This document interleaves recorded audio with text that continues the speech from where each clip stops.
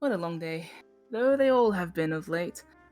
To think I started my morning basking in the glow of my stolen artifact and playing a so-called game of wits with Mr. Warford Bartosh, and am now hobbling back to Regalport after a bout of combat where I was bitten by undead rats, struck by a wall of flame, and damn near witnessed the death of my humble crew.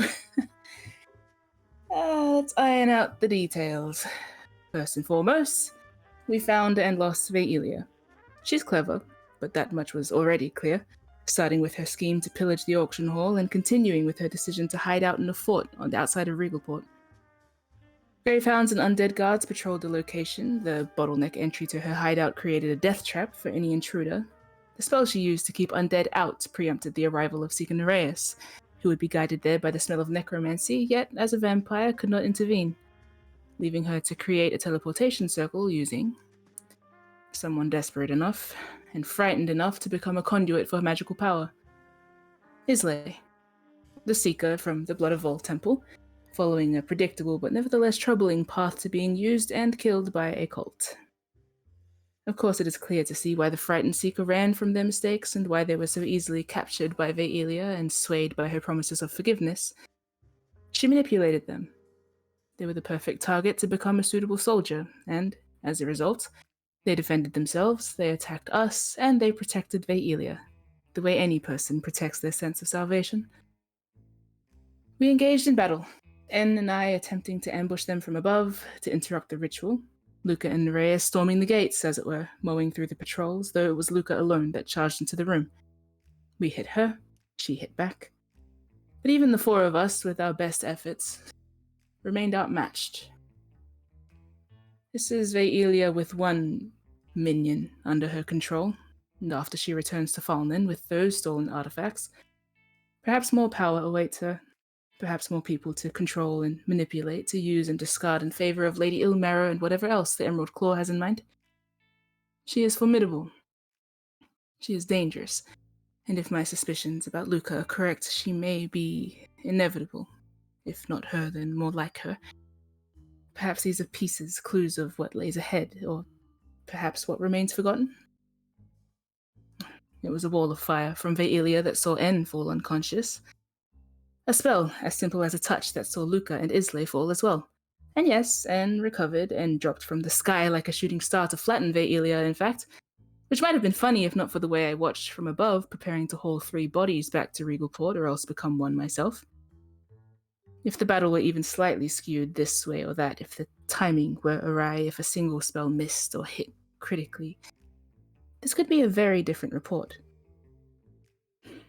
But it wasn't. Thankfully, what's done is done, and we have survived it. Vaelia is gone. Dragovich is dead. The artifacts are on their way back to be used for nefarious cultist activity. The attack that took Tassie's life and the others remains unresolved. Whatever violence the Emerald Claw is committing will continue out of sight with pieces from this successful mission to facilitate it. These are facts. But not all is lost. We had been preparing for the worst when it came to Seeker Islay, and it almost came to pass. They would have died, or worse. Thanks to our actions, they did not. Even though Islay's shortfalls are part of the reason that En has lost a friend, and despite En's sometimes concerning methods of conduct, and despite their intentions, the outcome remains true enough. En helped to save them. Though if Seeker Islay's survival is not enough to act as a consolation in that context, then how it affects Seeker Luca will have to suffice. When I looked at Islay, I couldn't find the words to comfort them. Rather, I couldn't muster the courage to say them. I don't think I would have been very convincing either way. But Luca, he knew just what to say, and just how to say it. We may have prevented Islay's death, but Luca saved their life. And it is thanks to that pinpoint accuracy that Seeker Islay is walking back to Regalport now. I'm sure there will be some sort of psychological ramifications for what we've experienced today, but the adrenaline of battle hasn't worn off as yet. Luca is resting heavy on my shoulder, and is near, with only some singed clothes and hair to show for their brush with death. Seeker Nereus and Seeker Islay will return to the temple to face the consequences of cowardice and betrayal. Which leaves us to focus on the threats that remain. or the people that remain. After all, we are not just trying to solve a murder, we are trying to save lives. And we did. That has to count for something. So it will. I'll see to it.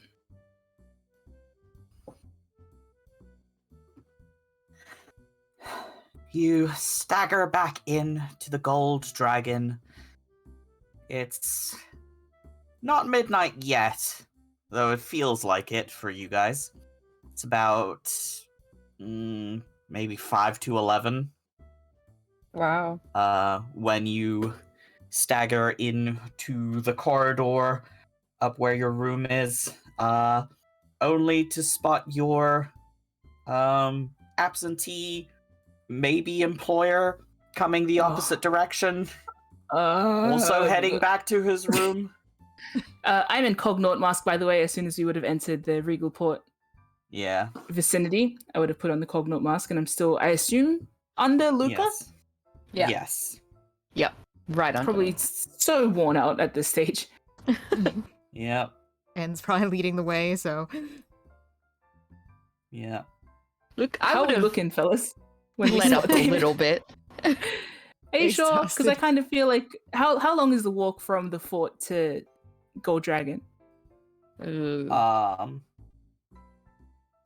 Straight maybe not. there, probably over an hour. My A walk lord! now. And Luca's Okay.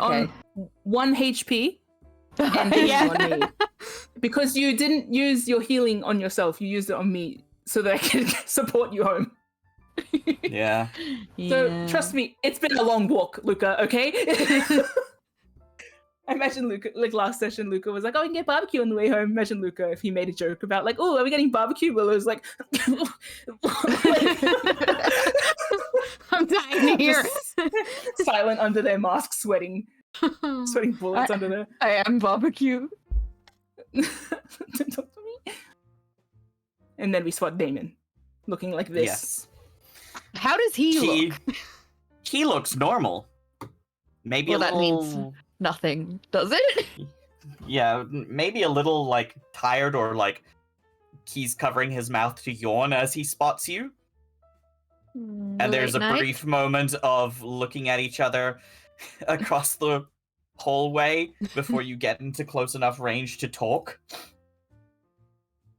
It's late night. Something like that. What happened to you guys? Barbecue.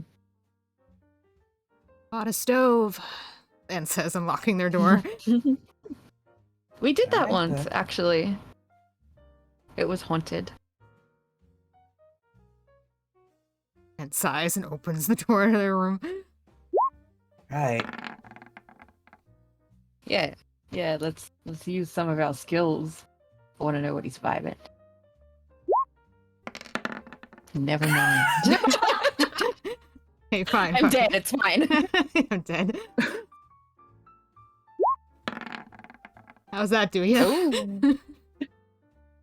Damon seems normal. He seems somewhat shocked and concerned Oh, for Concerned? concerned about you guys. You just showed up looking wrecked.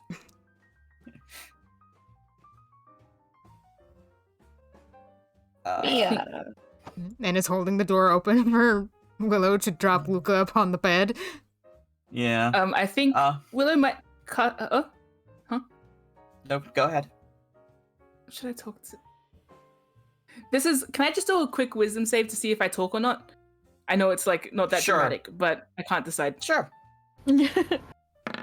Laughs. Oh, Fuck! Straight down the middle. What's the DC?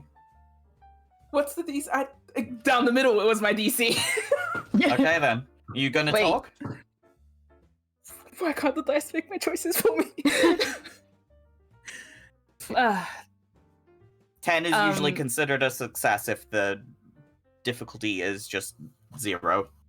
I was gonna say 10 is a fail because that means the first 10 numbers are a fail, and then the last 10 numbers are a success. Last 9 numbers. It's okay. I 10 won't numbers. say anything. 11 to 20 is 10, right? I don't know how to count. I won't say anything. I don't know how to talk either. No, wait, you're fine.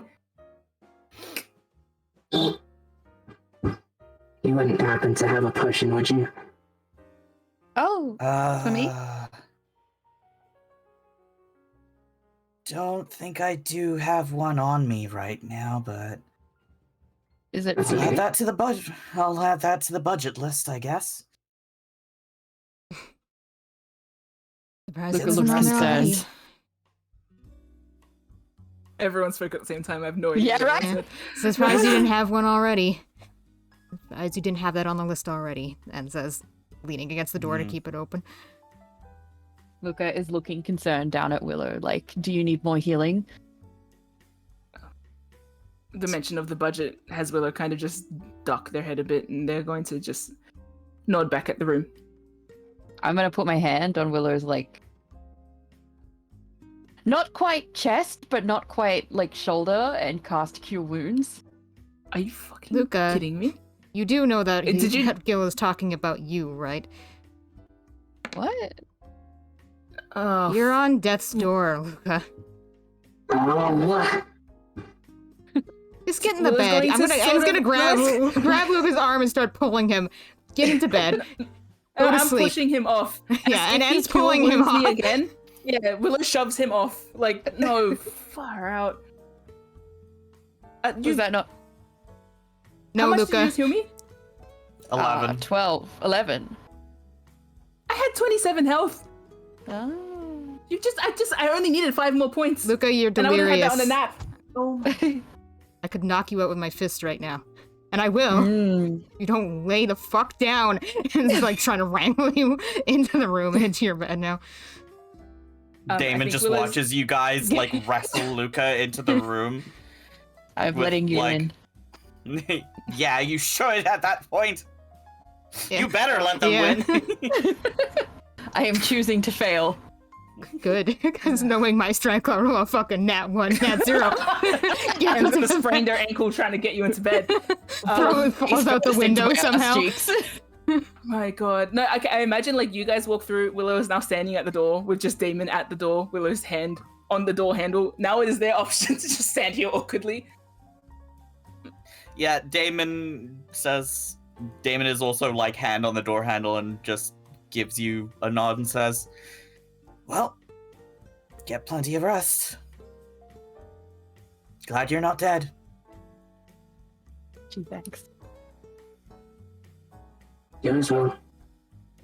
Willow's going to like they're like stiffly unsure whether to close the door.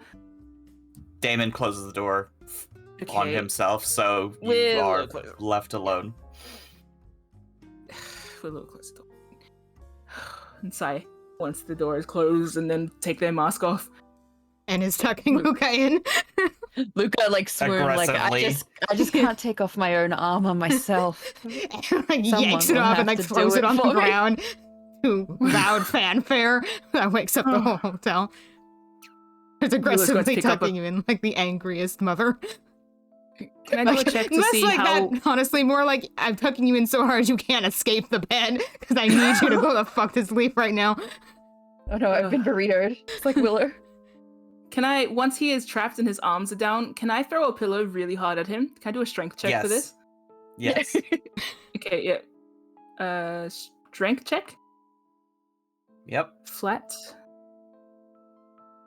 I'm gonna like fling it at you. Hey! Yep. Not too Smacks bad. him in the face. What? Oh, what? What?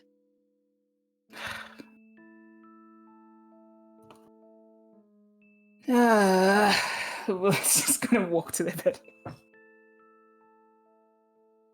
Whose pillow did they throw at me? And the first pillow that they get on the way into the room, so it was ends. Yeah. And looks at their bed and looks across at Luca, who now has their pillow. What's Luca doing with it? He'll probably put it back on your bed and like fluff it up. You know, You're how you're you- tucked in, Luca. You're You said burrito. you have to get out of bed Arms are now. stuck. You're getting. You think I can't get out of this? I am the king of burritos. I'm asking you not to. Okay. I'm going to get Luca some Oh. water. Are you gonna feed it to me too? Because my arms have been swaddled. Willow is going to place it by your beds. Willow gives you the look like they're going to tip this jug of water on your face. Luca like purses his lips a little bit, like I'm thirsty. You know what? Yep, Willow's going to sit aggressively at your bedside, currently, and with the look of like, actually, Willow's going to grab your whole face. Like, you know, if Luca's pursing his lips, Willow's grabbed you by the jaw and is holding the water to your face, and will like, it's the kind of like, you better drink or I will drown you. Yeah? Yeah. Okay.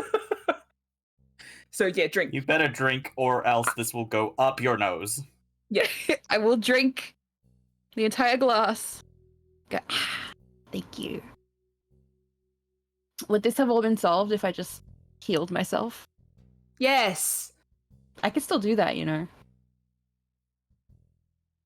A little bit late now. Why don't you just go to sleep? Willow And gives a fluffing her flat look pillow. at N like, I'm gonna stab him. And gives No, like you can't a stab me. I'm bounce- so tired. bounces his eyebrows and like gives a little shrug, like I'm not gonna stop you, while fluffing their pillow.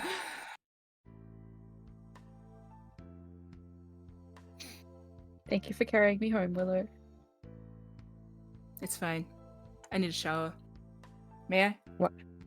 No.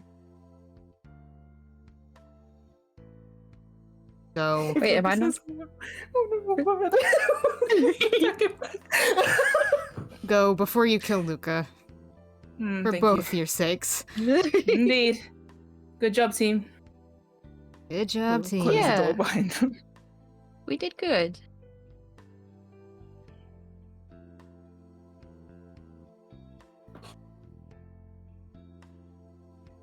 We did good. We managed.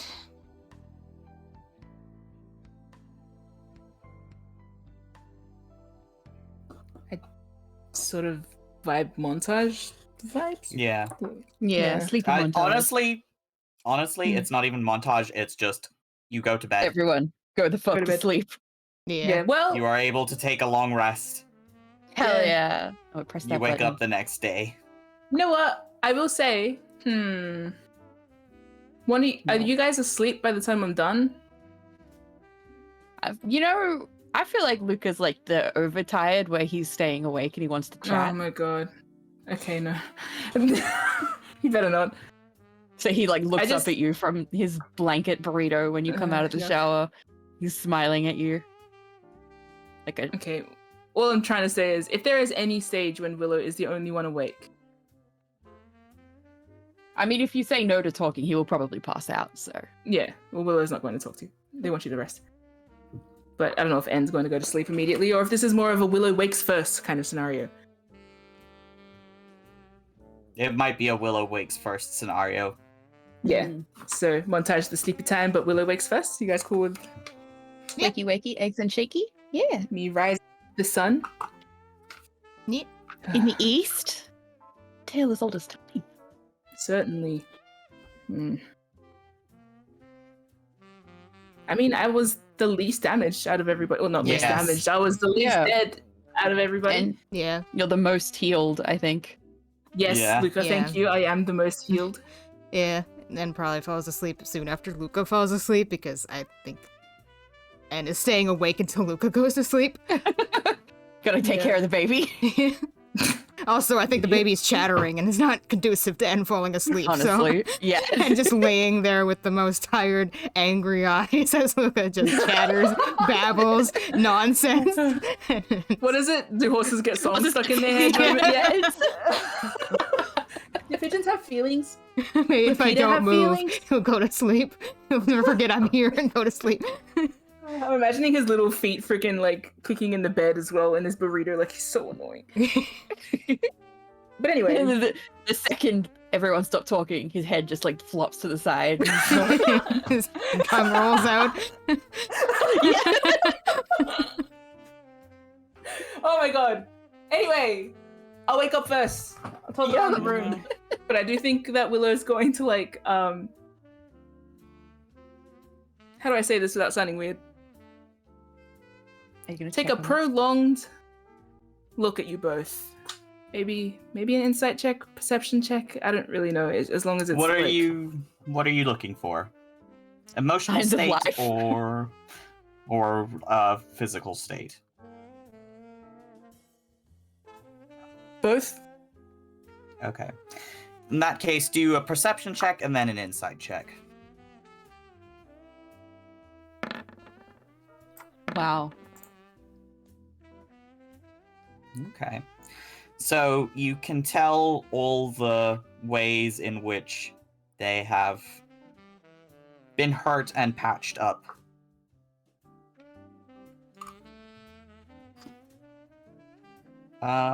The thing about HP abstraction is that hit points aren't really like your actual physical health so much as they are your ability to keep fighting.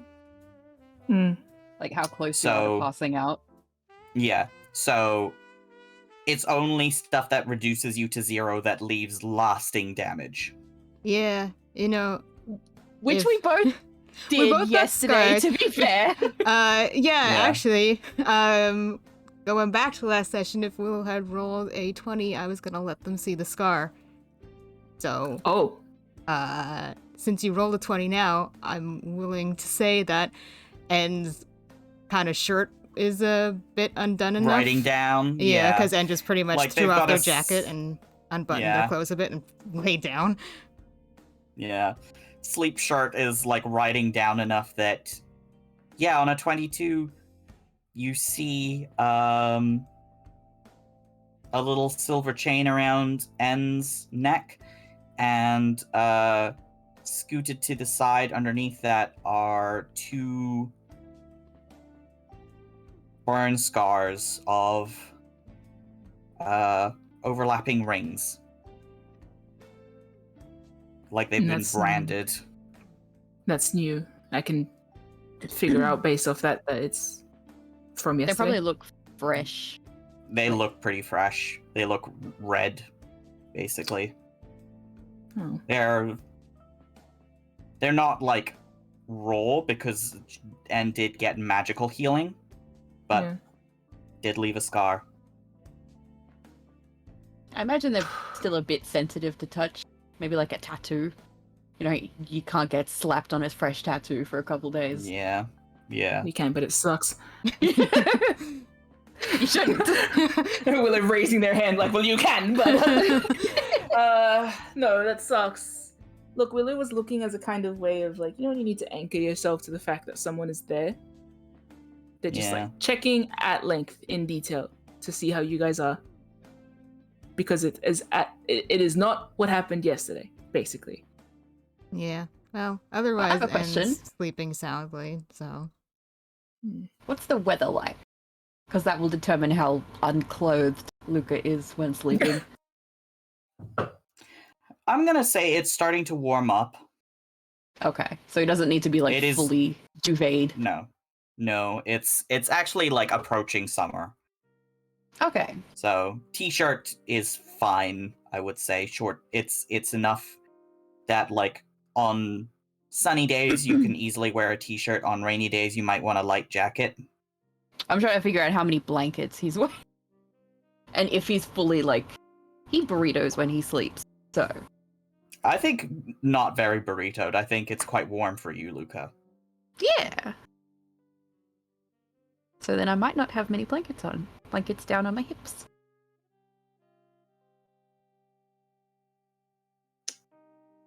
That being said, both N and Luca are sleeping peacefully, if heavily. And despite whatever damage they took yesterday, they're alive and well. They're not suffering.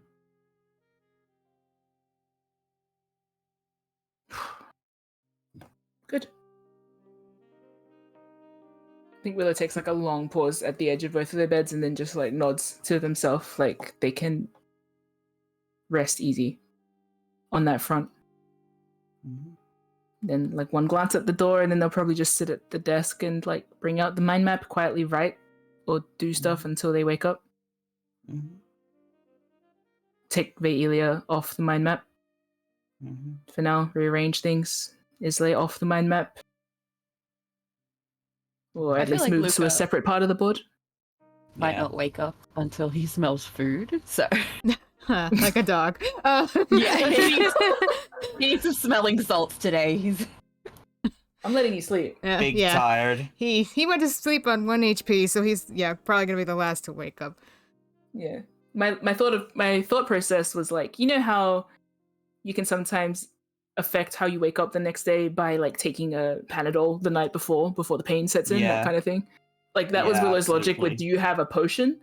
But like, Yeah. because Luca was like, no, I'm gonna just sleep on my 1 HP. Like it was like, now I feel like he's going to have like the pain hangover the next day, or like the Well, I could have exhaustion healed hangover. myself if I wasn't swaddled. So You can heal yourself if you're swaddled, you touch-based idiot. Yeah. mm, You don't. maybe someone should have told me that. Are you? Willow, no, that's okay. Willow's calm and poignant about you guys this morning. Don't ruin it. Maybe someone should have told me I can touch myself.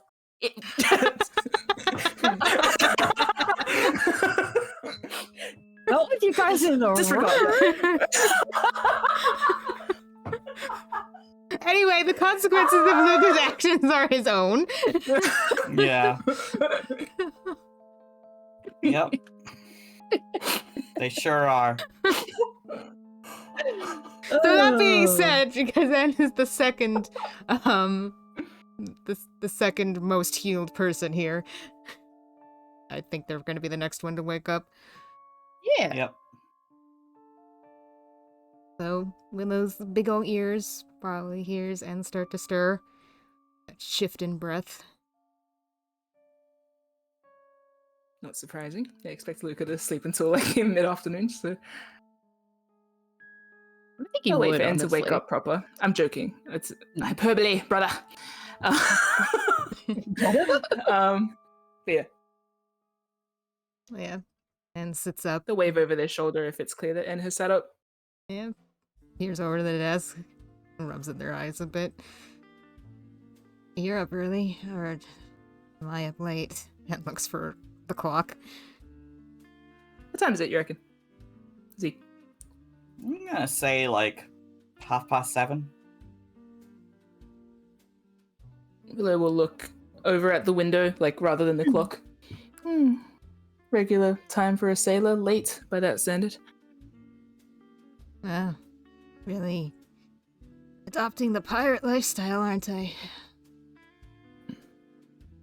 Slides out of bed and starts to stretch out their aches. Willow's thinking about your scar.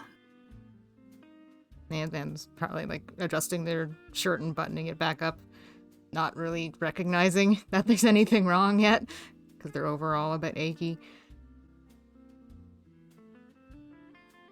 Question to Zeke, is there anything I can suggest or offer to N for like salve by way of like helping that, or no? I mean, there's mundane ways of like treating burns and stuff that still exists in this world. So, aloe or cold cream, that sort of thing. Nothing in the room though? I don't think they provide that here. Yeah.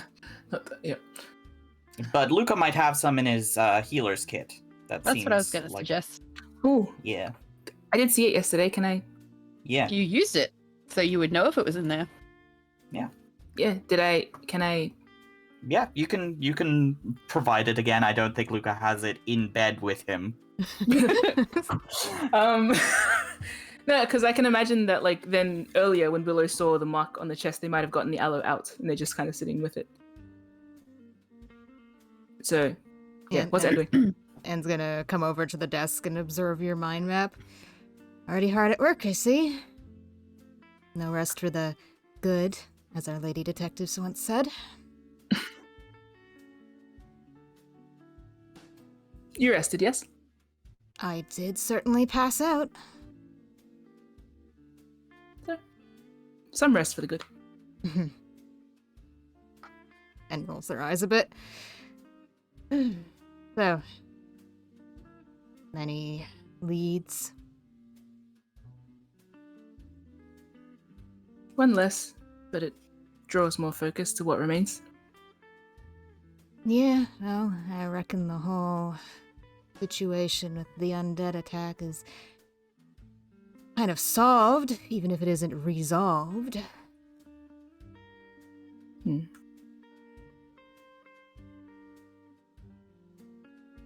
Gonna insight check and sorry. I was actually hoping to talk about today. Oh my lord.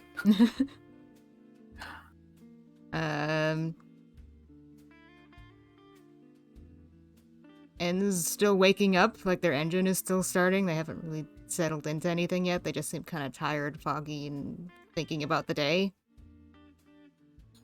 Yeah. I can think of something that this might prompt in my mind, so we'll just see how you keep talking. Yeah. Did En just say that they had something in mind? And said they wanted to talk to you about the day upcoming. Willow will turn in their seat. And like turns around and rests their hip against the desk, arms crossed. Is this about Warfred? Not looking directly at Willow, but Sorry. it's about, well, two things. Warfred and the fact that the contracts are gonna be ready today. But Well, yes. no, nothing. Carry on. But yes, I was hoping to discuss your appointment with Warfred today.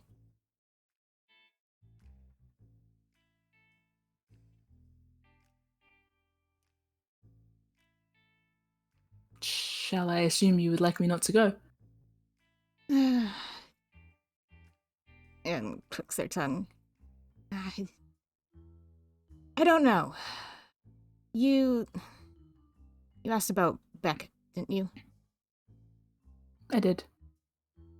Yeah. Well, from what I understand, you probably asked a lot of things.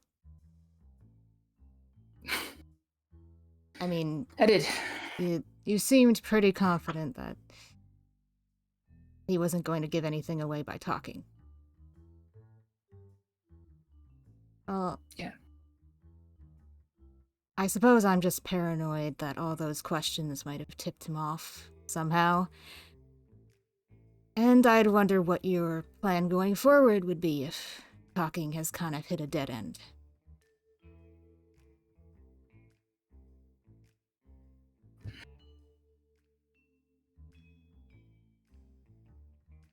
Willow's like, thinks about it. I've thought, the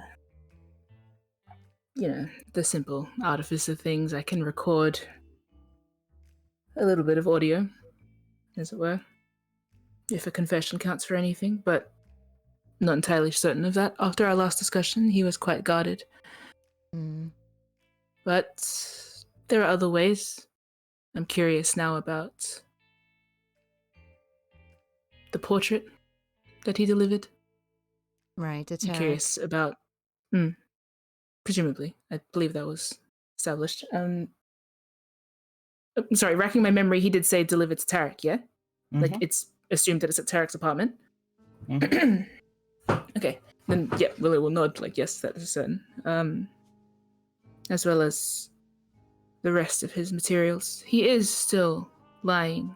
There was a mark on his neck to suggest a struggle and something that he lied about, but I'm just not certain of what yet, so I'm assuming that if I give you all the information, maybe Brina has other pieces.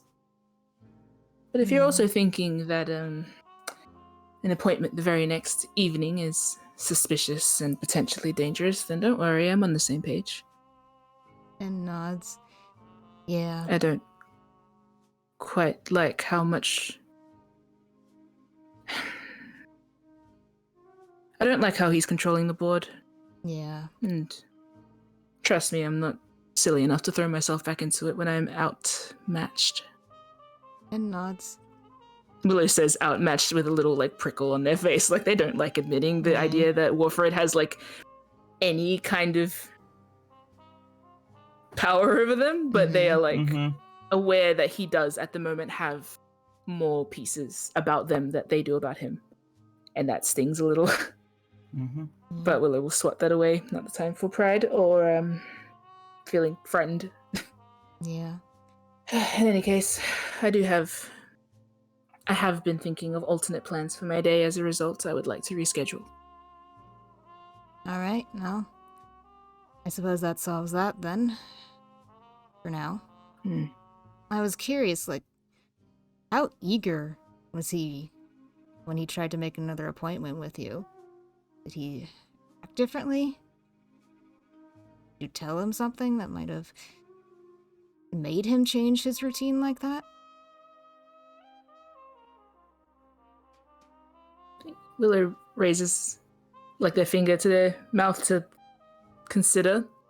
Can I ask Zeke, what do I remember specifically of the way that it went down? Make an intelligence check. It's weird. Like, it's foggy. Not foggy, but like it's not as, I don't know. Clear. It's not foggy. It's just like, yeah, Willow has like a very good recollection of events, and the fact that it's kind of muddy is meh. Yeah, make an intelligence check. Oh my god. Oh. Wow. Wow. Okay. Wow. Whoa. That's impressive. Holy Epic shit. highs and lows of Willow Jenkins strikes again. What in the Yep. world? Truly. He really said you the don't pendulum remember. swings. Shit. Oh, give me a second.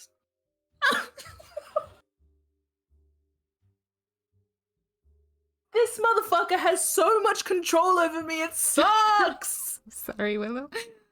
What in the world? Where in the world is my goddamn memories? Okay, so it's like you're struggling to remember details of the words, but you know they're there. You're just like struggling to remember the specifics, and you think it's just because you're tired. Like even if you've like slept well and you woke up rested, you feel tired like mentally, and that's dampening your recollection. So you think it's just that's why you can't recall the exact details, is just because you've had like a really stressful couple of days, a stressful night. What you recall is coming to a draw in the truth game, Warfare checking the time and saying actually he should wrap up here since this has not been really that productive in terms of developing his ideas for the portrait, and he sent you off saying that since they came to an unsatisfactory conclusion, that you could have a more relaxed rematch tomorrow evening, that he would clear his schedule and just...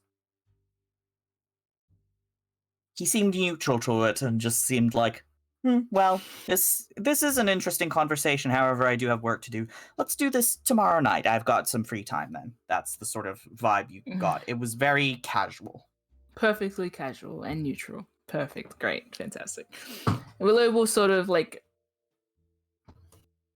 furrow their brow and say to N, bless you. Say to N, nothing. It was just like inviting me over for tea. Nothing Right. too sinister, nothing too cold, just nothing.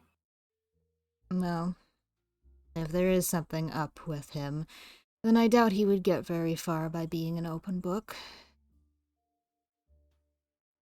So that Willow, does make me wonder how he might react if you start fucking around with his plans. I think Willow looked quite like not upset, but like they are frowning at the idea that he's not giving anything. Like Willow hasn't gleaned anything from him, but N's little mention of like fucking up his plans, Willow gives like this sly Willow grin up at N. Yeah, and I think N like smirks at the sight of that. It seems that you and I have something in common on that front. I agree. Sabotage isn't all about machinery. Of course. Yes, I would like to bother him very much. Well, I leave it in your capable hands, but my hands are also available.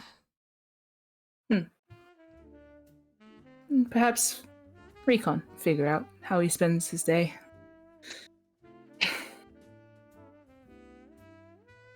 Within reason, I'm sure that there are plans for the rest of the day. We have to also organize the Miraldine conversation. Right. Oh, how And long all of ago that. was that? That feels like weeks ago. Only a at few this days. point. A week ago today is when Tarek died. Yeah. Anyway. So, we should move on with plans. Yeah. Especially if, after today, we may not have one another at each other's disposal. We'll see exactly what the wording of the contract is. I'm sure we can figure out how to maneuver around each other effectively.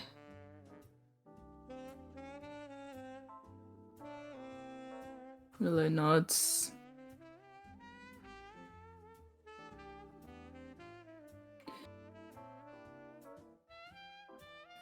Do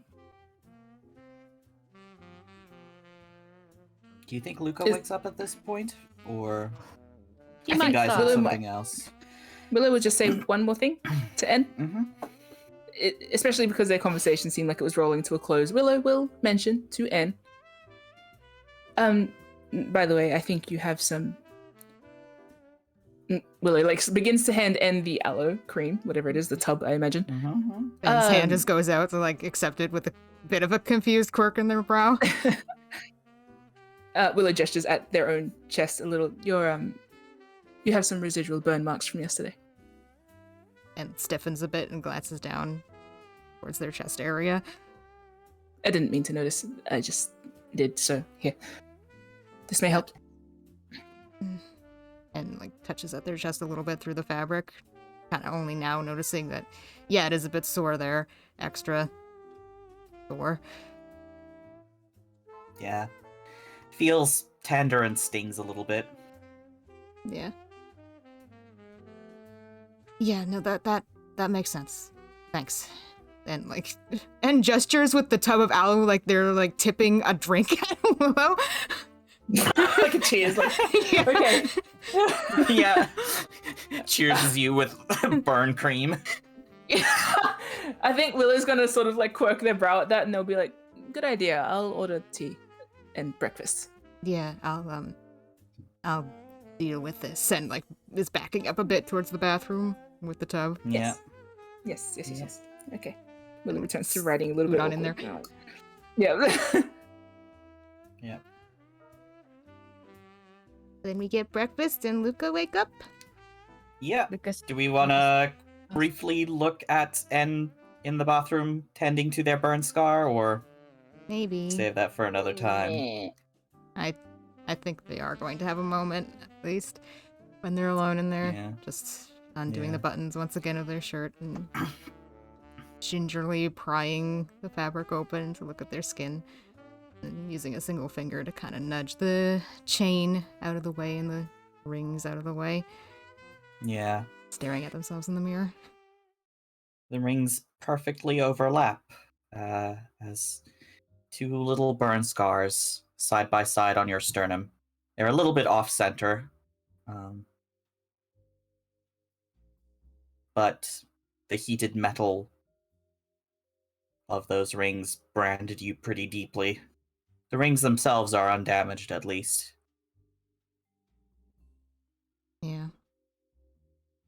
And just kind of stares at themselves in the mirror and with the scar exposed. Their usually pretty steady expression crumpling a bit.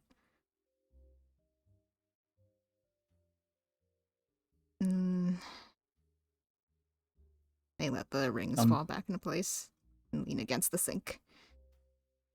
A morbid thought crosses your mind that even if the rings were destroyed now, they'd always be on you. Yeah.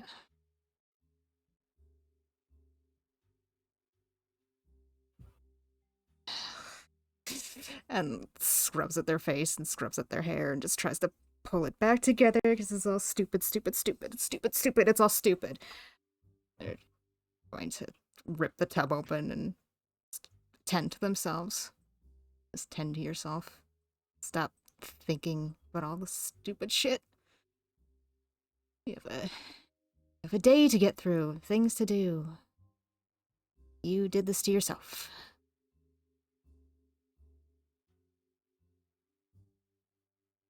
They'll pull themselves together and exit the bathroom. Before you. Okay. That was a perception of I am keeping an ear out to see if N is crying or upset. Whatever else I hear is. I think normal noises. Yeah, N's not crying or like making any noises. They're just shuffling around in there. Yeah. And maybe Keeping you an ear heard, on you. maybe with You the might have 21 you heard- heard the tub getting like popped open rather aggressively, but Yeah, you might hear a hiss of like, because ow, Yeah. but that's about it. Yeah.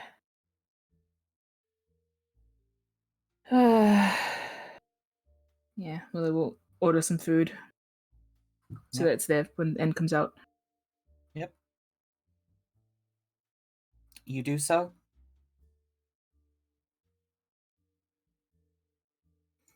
A simple hotel breakfast arrives.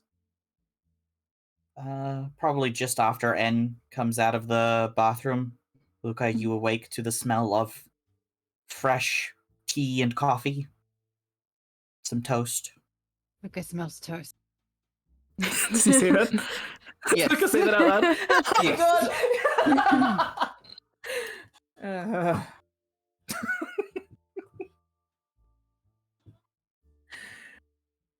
Can I try and land, flick a toast to land on his face? Make No, get crumbs in like my a bed. frisbee. Don't care. Like a frisbee. make What do I do? a sleight of hand check. Can Fish Dog give me advantage? Yeah. Okay. How Fish Dog rude. floats over Luca's head to like steady the aim. Wow. Perfect. Luca gets a full face of toast. Luckily unbuttered or anything. No, applied it's to buttered. it. Oh. A buttered triangle of you- toast. Yeah, okay. Does it land butter side up or butter side down? Oh, butter side down always, baby. You Luca, got butter you wake up and to crumbs. butter on your face. you need a bath anyway. He starts eating it anyway. Lucky for you, Luca is also hungry. Rise and shine, I suppose. Hmm. Or maybe don't shine. I shine You every have day. butter on your forehead.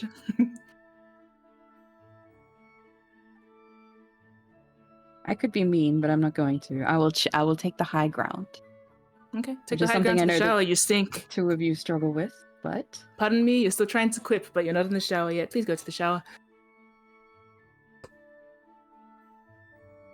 you know I could come over there and rub myself on you, right? You could try, Sika.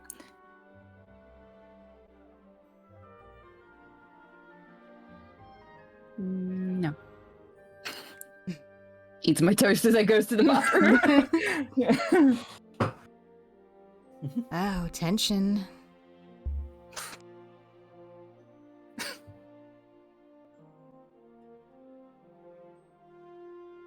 However will our little group survive this? Don't know. Yep. It's the roughest thing we've encountered thus far. Mm-hmm.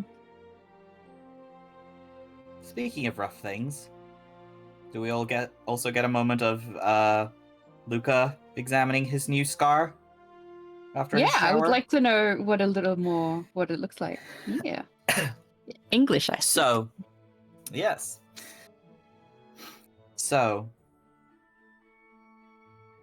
you look down at your chest as you are scrubbing yourself in the shower and see sort of the faint outline of like a blackened handprint. Oh, That's new. Yeah. You remember, it's like not even like a full handprint, it's like a series of dots and like some little stripes where Vaelia's fingertips touched you. Where like it looks like a severe bruise, but darker, ashier.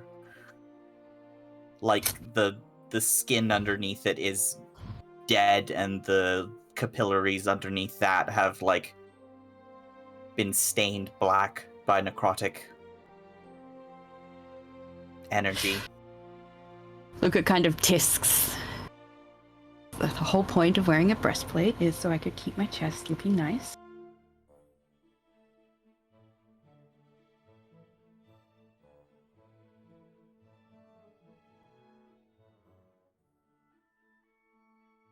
With breastplate and shield. Mm-hmm. Not too many scars on his front, they're more on his side and back. Yeah. So. Now there's one right smack dab in the middle. Yep. This is offensive. She will pay for this. For marring my handsome chest. I mean, sometimes scars are hot. I know. Listen. Believe me, I know. Does it hurt to touch? Or is it like a different kind of... It feels numb, Oh. is what it feels like. Like all the sensitivity there is gone.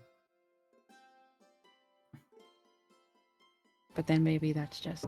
I'm the one touching it. No, it's like, even if you poke yourself with, like, a cloth, you can't feel it. It's weird. Luca's wondering if someone else touched it, would it still feel the same? Or is this, like, psychosomatic? Make a medicine check. This was just an excuse to get Willow to touch my chest. Whoops. 16. You believe that on a 16, you have enough knowledge of particular kinds of injuries, especially ones caused by magical damage, that likely you've got some permanent nerve damage, and maybe over years it will recover and you will recover some sense of sensation there, but right now you've just got some 5 little numb spots on your chest. Rude. Very rude. I think Luca will show it off when he gets out of the shower. Like, look what she did. But he's like, his shirt is like still completely on. It's just like angled around that spot only. Revolting. Ugh. I can't bear the sight of you anymore, Luca. I'm sorry, I'm gonna have to leave forever. I agree. Yeah. It's offensive. I had so few scars on my chest, and now there's... And he's like touching it, like poking it, like, do you see this? Is that healthy? Should you be doing that? It's fine. I will live. I mean, if it's any consolation, it's kind of cool looking. Yeah. Got one Yeah. hell of a story behind it. A 5 Also- nothing woman managed to knock me out with the palm of her hand. I'm sure you can embellish it better than that, Luca. She was about your height, right? Luca puts I his don't hand know, down, like halfway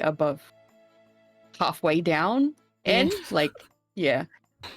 Was she? The only times I saw her was when I was flying through the air down on top of her and laying on the ground as she escaped. So I Luca didn't makes a face exactly like, get "What?" a great measure. Oh yeah, you were unconscious for that. Yeah, well, in our last hurrah to try and prevent her from escaping, I jumped through that little hole in the ceiling, well on fire. That's another story. And I tried to stop her, but I weigh nothing and am capable of no feats of strength, so she managed to push me away, stand up and do her little magic summony circle thing, and flitter away into the night. I slowly look at Willow, and then I look Willow back at Anne.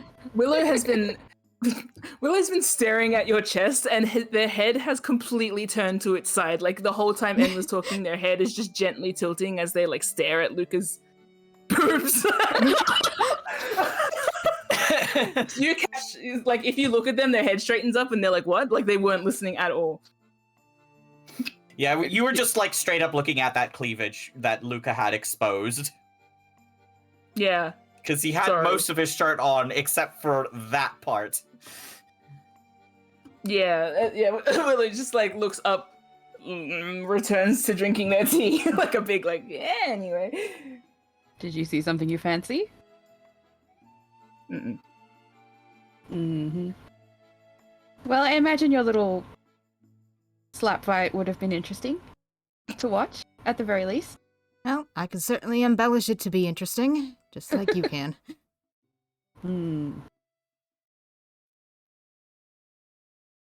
I will button up my shirt now while looking pointedly at Willow. Willow is not looking at you. Willow is looking so hard at their tea. What are our plans for the day?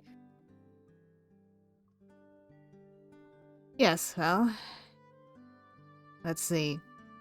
Brina said the contracts would be ready today, so that should be something we should consider. Mm-hmm.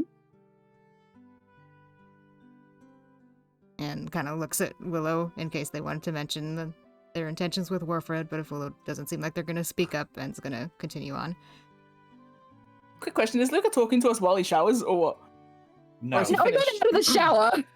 He bathed, came out and of then the he came. shower. Oh, he came out of the shower. Gotcha. I wasn't sure if he got distracted before his shower and was having one of those like sits on the toilet while talking. No, to I someone. discovered Anyway. it in the shower.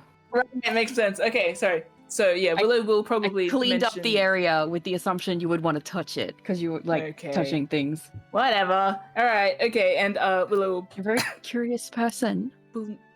will mention. I'm going to reschedule my Warfred appointment by bothering him earlier in the day. Why? He deserves it. Have you never wanted to inconvenience an asshole, Luca? Oh no. Oh. Well, I don't- Then you I don't- remember at least. I don't hang around assholes. You normally looks between the two of them. Willow looks at En and laughs. Oh, Times have changed. always try something new. I suppose. I will inconvenience an asshole. Good to hear it. Anyway. Yes, so There are reasons, tactical reasons. I'm going to see what he's about, but nevertheless, just it's simpler to put it the other way. And then, of course, we have Willow gestures to end, like take it from there. They don't want to talk about this. Other plans. yeah, so on top of Warfred and Brino, we have a third thread that's still up in the air, and that's Meraldine. Mm-hmm. I imagine a woman like her doesn't like to be left waiting, and we have spent a whole day giving her the silent treatment at this point. So, I'm of the inclination to try and get in contact with her soon, but of course that's going to mean we have to sort out the third piece in the equation. Now that CK Islay is back, perhaps that could be an angle. Not CK Islay themselves. Of course. The temple, they're I in don't know. jail. Yes, the Blood Oval Temple would be one place we could look for someone who's capable of magic like that, and Brina did mention it, so she might have some angles. But of course, that will beg the question of what the person capable of the magic will want in return for that service, which obviously that's what Meraldine was getting at when we spoke with her. Why she asked how much it would cost, because I'm sure most people are going to want something for their time in magic. Luca kind of tips his head. Are we not using Secret Elsa? Who Willow like flinches and looks at you. We can't. Why? Willow's gonna look at En like, Yeah, wait a minute, am I the only one? And have their arms crossed and they're frowning a bit. I would definitely, and then glances at Willow, have reservations about involving Elsa, especially since we saw a certain someone speaking with Meraldine recently. Willow looks back at Luca and nods. We don't want her involved in this. Luca makes a bit of a face.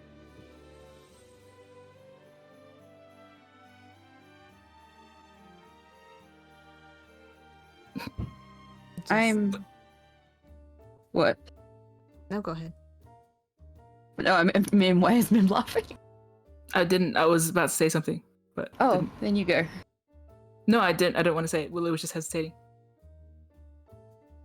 Well, Luca will make a face please continue, Willow. Willow hasn't got anything else to say. They're looking at you, waiting for you to respond. I was operating under the assumption that I would be present, but if we would prefer to outsource it entirely... No, but I assumed that your rapport with the Blood of Vol Temple would allow you to still have that presence without involving... Well... Willow started, fading into their own thought process. Does that make sense? It's...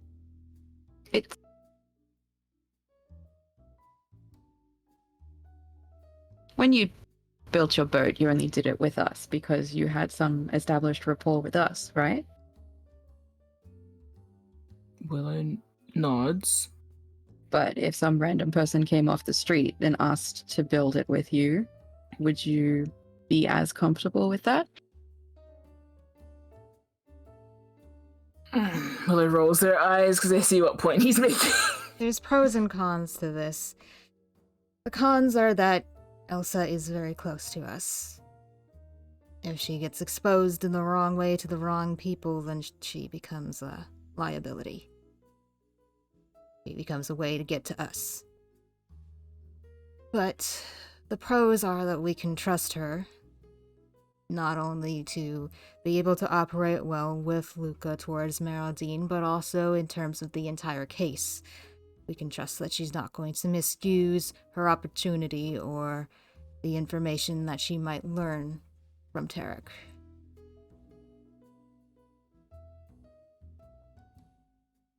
So it just comes down to, is that an acceptable risk or an acceptable benefit? Or do we want get safety to make that choice? for breaches?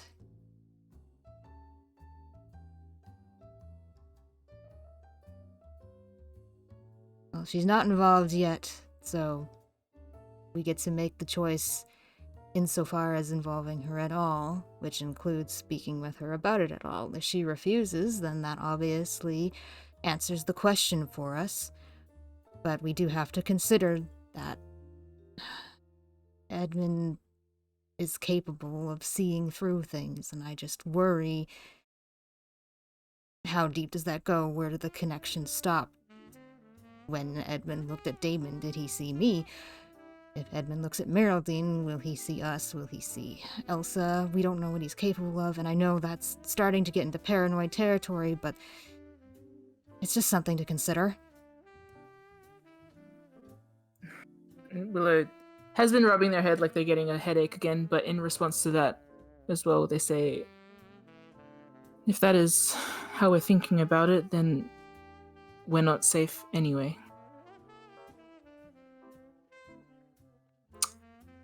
The very presence of us at the auction would lead back to salvage, wouldn't it?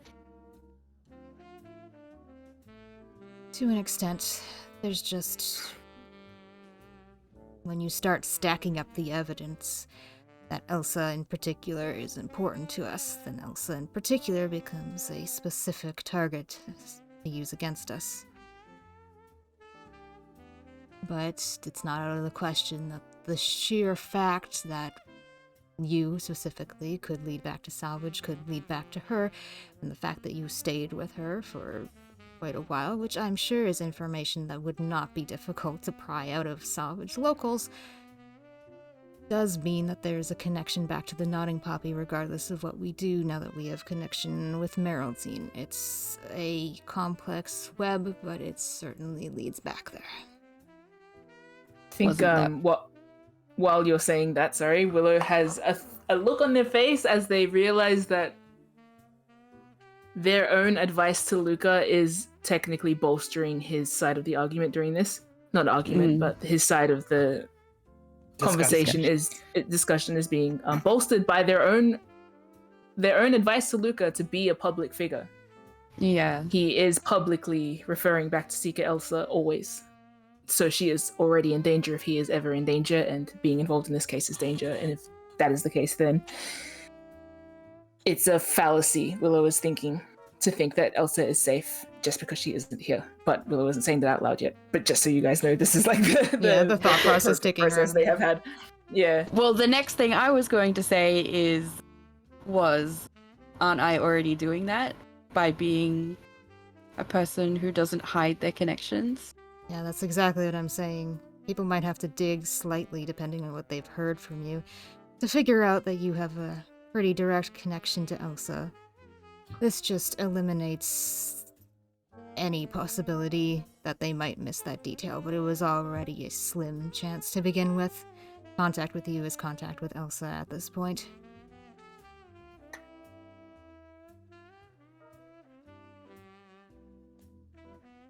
Luca will look to Willow for a comment because they haven't said much. They're pinching the bridge of their nose.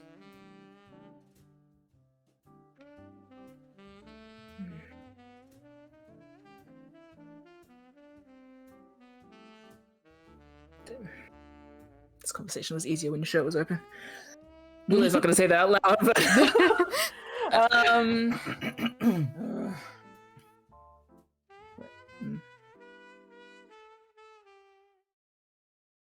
Willow will look at the two of you, I guess, like understanding that you're waiting for their comment. I'm the one that suggested the pieces are here, and so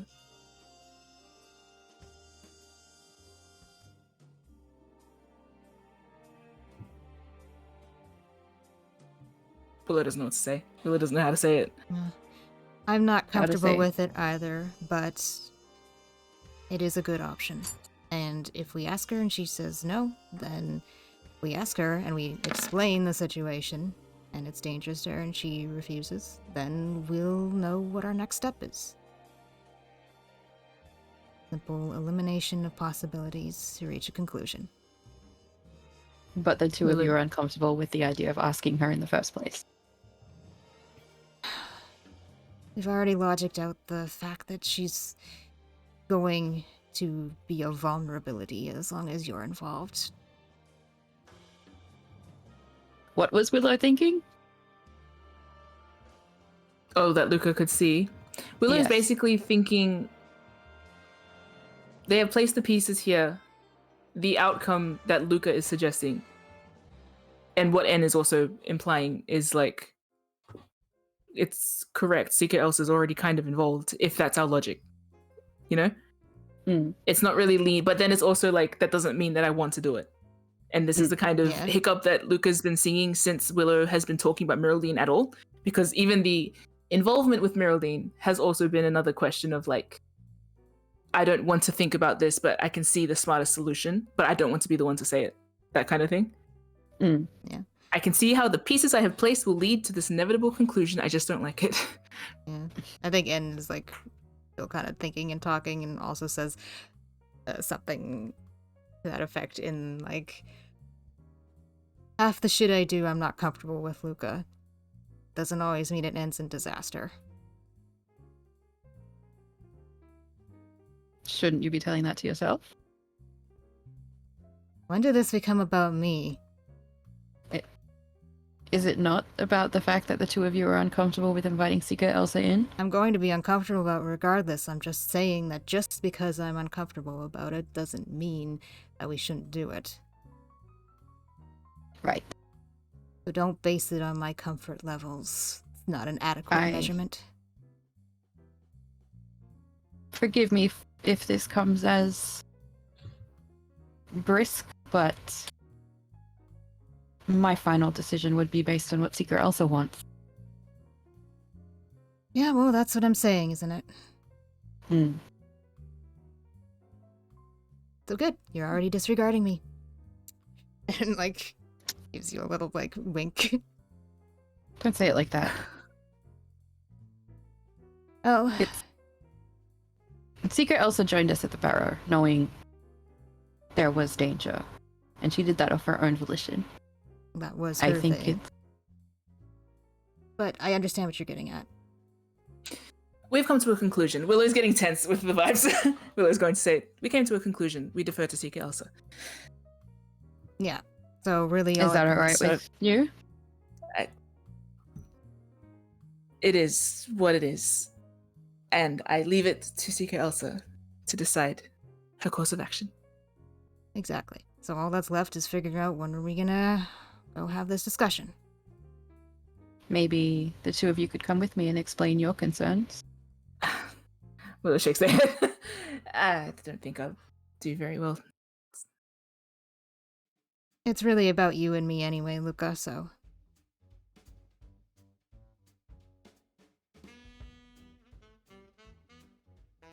Luke, what do you mean?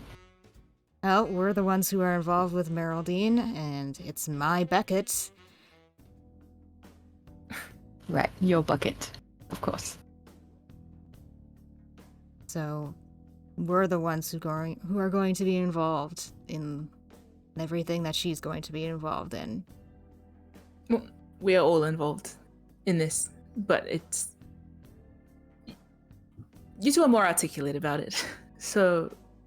And you can go and tell her about your adventure yesterday. Yeah, you can tell her all about Islay. A righteous man does not brag. Lucky you're not a righteous man. Yeah, I disrupt assholes, right? You're certainly working your way towards it.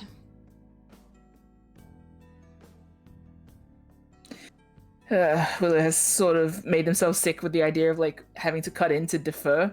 But, like, they are going to try and, like, snack it off, write it off, whatever it is. Wait, what's their vibe? I would like to know. Uncomfortable. But plenty. Why?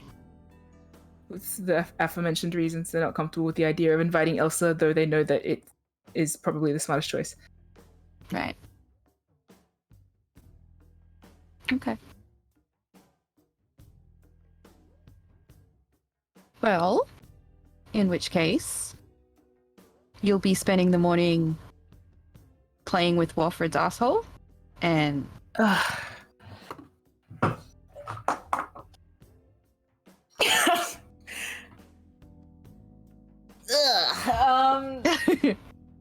and I suppose... Yeah, Em's gonna pick up a pillow and throw it at you. No. I think you've talked enough for one morning. Willow. Yes, I think I've had enough from Luca Clanson. Hello, Shall we Anne. go and do our chores for the morning before I have other errands to run? I think so. Wait, am I not involved? Why don't you prep yourself for going to see Grandma later? Is my chest too distracting now? Yes. Yeah. You'd give us away, Luca. Mm-hmm.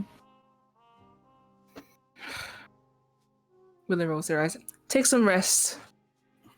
And mind your chest, and we will go and do what we do best. Willow's like gives a like face palm of why am I rhyming? Whatever. Like He does that. He just kind of sucks the intelligence out of the room. Just be mean. Anyway, Have you I am a very around intelligent man. Sometimes. Anyway, we have plans. Enjoy your breakfast. Thank you.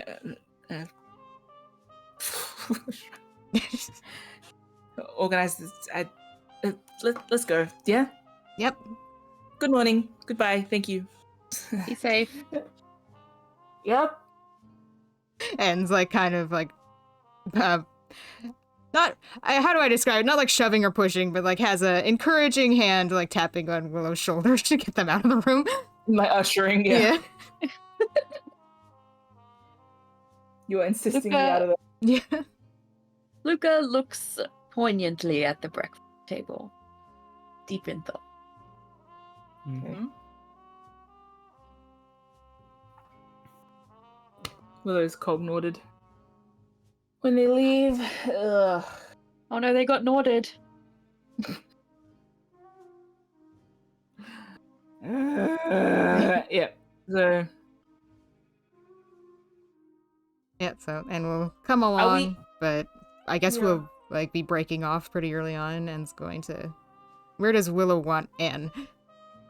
Question, strategically, should I show up first to bother him? Or should I sit for a bit, see if he, like, does anything, and then bother him? Or should I disrupt his day and then see what he does? Kind of want to just watch him for a bit. Up to you. Yeah. And tactically, like, what would we have discussed? Separate stealth checks. I imagine you're like observing from different places, so that you're not like seen together. Yeah. Oh no, we split off early, so we would have discussed this ahead of time. Yeah, exactly. So you're observing from different locations. Are you going to go to the Gilded Brush first to see if he's there, or go to his apartment first? I guess I might pop by the Gilded Brush. Okay. Yeah. And will probably situate themselves on like a bench, distantly, wearing a nondescript face. Yeah. I kind of imagine Anne at like the halfway point between the two, so that like you can tell when I've walked from one to the other. So I will check the Gilded Brush first. Okay. Cool. Yeah. Give me a stealth check. Do I have to sneak here? N does. Oh, Okay. right. I mean, I'm not near the Gilded Brush, but... Do it anyway to see if any... Yeah. If I awaken the cat. Observe you. Yeah. Okay. Good to know. Nice. Cool. So, Willow, you head to the Gilded Brush. Make a perception check.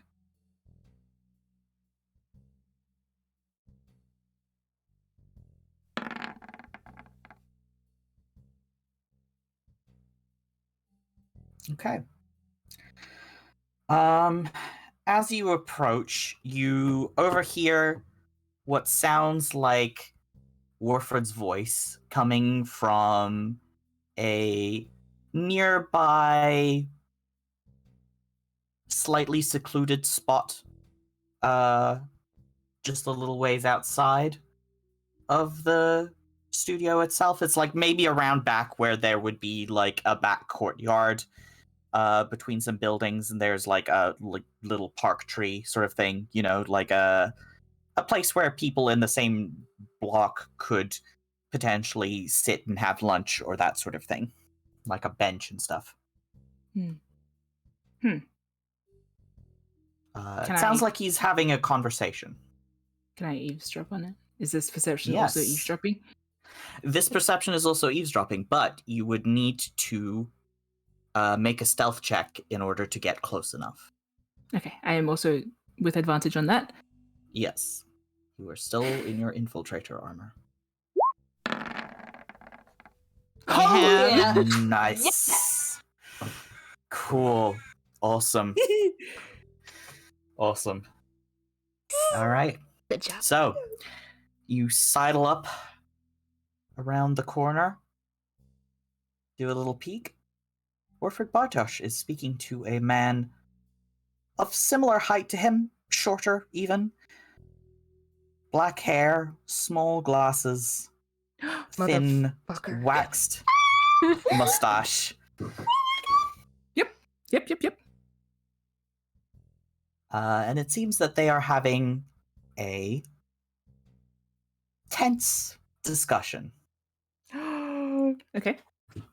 The man you know as Alonzo Reedfoot Oh my god. says, "My master was not overly impressed by your showing at the gallery, even before the debacle of the night unfolded." Warfred insists, "But my latest piece will be judged by my eyes before I can recommend you to my master." Warfred falls silent with a little. Alonzo continues, "Are you dissatisfied with that? Does it frustrate you to not be fed your silver spoon? I thought you prided yourself on your equanimity." Warfred says, "Fine. If I must stoop before I rise to greatness, so be it. The brightest jewels are found in the darkest depths, as the saying goes." Alonzo adjusts his glasses and says, "We shall certainly see. You may contact me." Hands him the business card. "Sir Beckett is leaving Regalport. He will likely not return unless there is reason."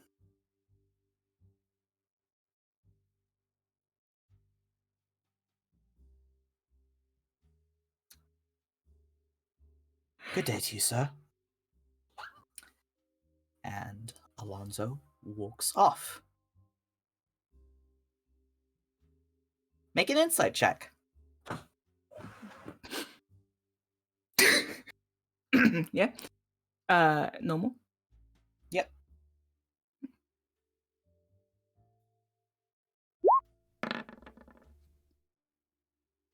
Fudge.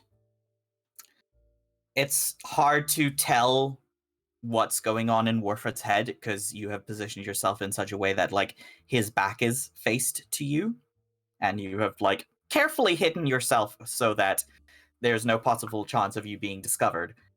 As the butler, Mr. Reedfoot, departs. After a moment, Warfred puts away the business card and returns to the studio via the back door. Can I? Where's Alonzo going? Out into the main street. It seems like he's heading towards the Wave Crest Quarter. Was that insight check to Warfred or to Alonzo or to both? Just to the situation. It was to Warfred. Can I do an insight check on Alonzo? You can try.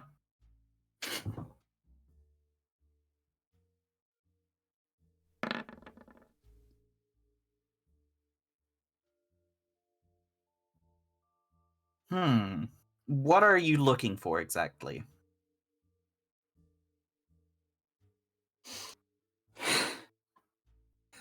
Good question. Anything? I'm looking for any more context for that conversation, whether it's like emotional cues or just anything about Alonzo. I've been hanging to learn about Alonzo. Can I bolster this with a spell? No, this is No. more like a Mood. Well, okay, so let's say that insight check was for the conversation and the words he was saying. You're just like trying to read into what he said. Yep. Alonzo is a cruel little man. Yeah. That was quite rude. Incredibly rude, and like incredibly rude, especially for a butler. He was treating Warfred like Warfred was beneath him. Yeah. It's not surprising, but strange. He was harsh. Yes, very harsh, and he acted with great authority, as if he has like a very close relationship with Mr. Beckett, especially in terms of like curating art. It seems. Whatever the situation is here, it seems that Alonzo Reedfoot has plenty of his own reasons for working with Mr. Beckett. Or Sir Beckett, I should say. Okay, so Alonso has agency. That's what my insight check has determined. Alonso has his own feelings. It's like not agency. You know what I mean? Like I've been thinking whether Alonso basically operates as just an extension, like a servant only, to what Edmund Beckett once saw, like an unwilling servant as well. You know, look, this is just the first insight I feel like we've had about Alonso's character. Yeah. That isn't just butler. And like Willow's trying to put that into perspective. So thank you for articulating that. Oh my gosh. He's also like quite cruel and just by his attitude is what you get on a 19. He's a mean little man. Can I use... Okay, will my stealth carry me if I follow him for a bit? Like that 20 stealth? Or is that too long? No, my stealth I think you would need to... Yeah, I think you would need to re-roll to make a stealth check to follow.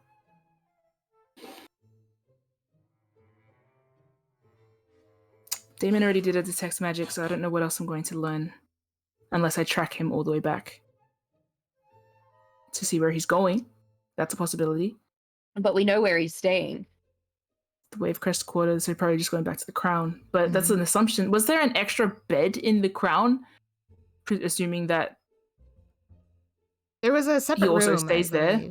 Yeah, there was a separate attached room for your servant. For presumably Alonso. Yeah. Okay. Yeah. So that's where we would assume that he is heading back. Is that my... Can I make some sort of roll to see if that assumption is like worthy enough not to follow and see where he's going now? I would say it is a much riskier gamble to follow Alonso. And then you don't have enough information. Yeah. And we'll start to... Oh, I was playing... Yes, okay. Yeah. Antsy. Was a kiss to N for you. I appreciate that. Will temper themselves. They know Warfred. At least a little. They are dealing with Warfred presently. So, this is Warfred time. I think, though, shit. Oh my god, sorry, I'm just like processing everything that just happened. Okay. So Warfred went back into work. Yes. He is currently at the Gilded Brush. Any assumption about how long he'll be there? Not really. Can't really assume that by guessing. I mean, probably until lunch at least. Can I hang around till lunch? Is that too late? I mean, N might wonder where you are if they don't see you go into the Gilded Brush. How do I do this? I just want to see what he does during his day. What time are we going to see Secret Elsa? I was thinking around lunch, after lunch. Yeah. So...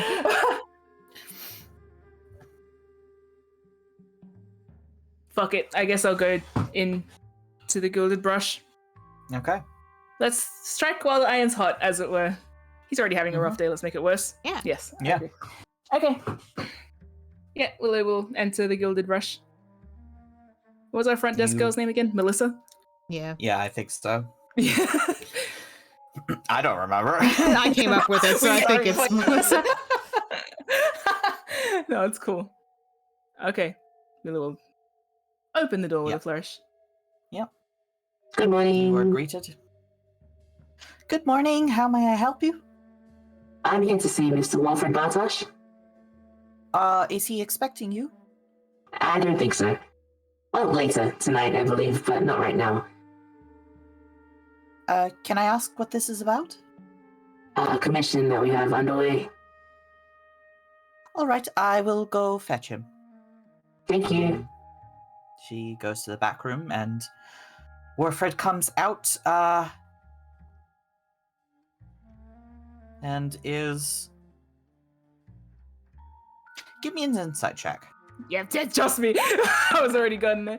Ah! This man is like the oh my god, Lucas made me dumb. Antithesis Yes. of Willow. I can't. Fish dog can't give me advantage here. Can it? It's not like it's No. out, but I can't like bring it out. Damn it! Nope. Can I have had detect magic up? By the way, I don't know why. I just have a feeling like I want it up. Make a sleight of hand check. No, even before I entered the room, or because I didn't say it. Yeah, because you didn't say it. I hate my life. Sleight of hand check. Yes.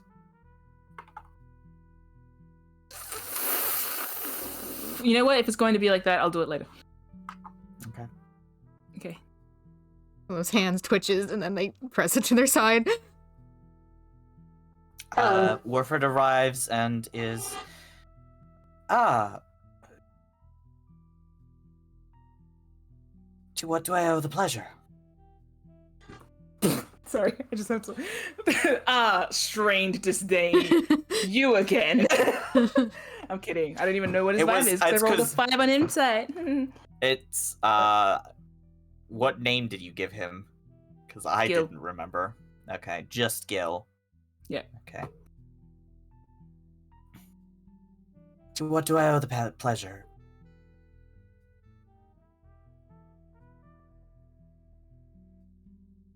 I needed to make an arrangement, but how are you today? I'm quite well, thank you. Can I insight check him or not? Is it too soon? No. Nope. Okay. Alright. Good. I'm desperately trying to game the system. No. I was just like checking. Okay. Ready. What was I saying? What was he saying? He's good? Liar. You just got roasted by a butler, my man. You're not good. But anyway. I hope I haven't interrupted anything important. Please, what is the, business you had to discuss? Well, you know the plan that you made for your personal studio this evening? Yes. Willow says that loud so like everyone can hear it. Mm-hmm. Unfortunately, I won't be able to make it tonight. I was hoping to arrange some sort of reschedule. Ah, well, that is disappointing. What time works for you, then? Well, not today. Perhaps... Oh, are you going to the memorial later in the week?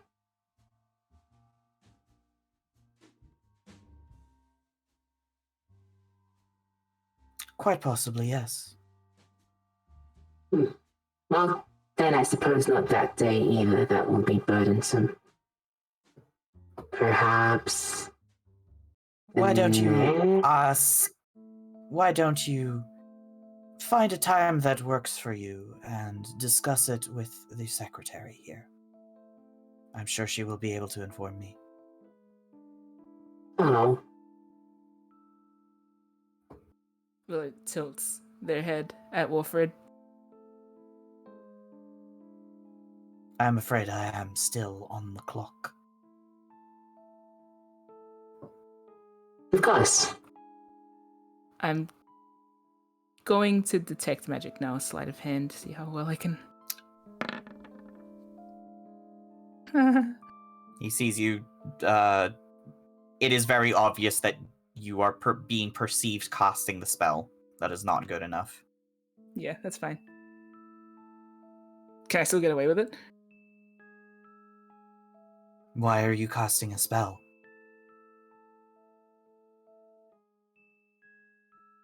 Something has changed between us.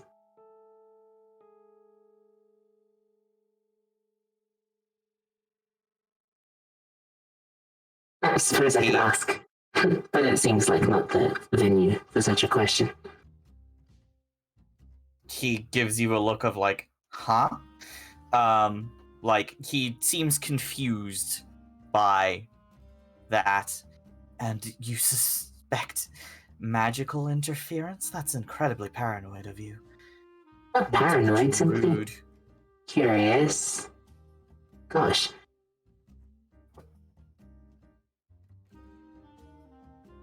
It is in poor taste to cast detect magic of all things when having a conversation with someone. Hmm.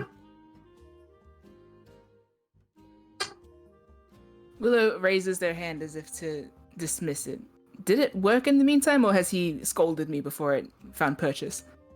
You have cast detect magic. There is nothing that you didn't see before. On him? On him or in the room, because this affects the whole room. Yeah. Yeah. Willow will wave their hand as in, like, can I dismiss the spell? Yeah. Okay, Willow waves their hand. Pardon me, called a nervous tick.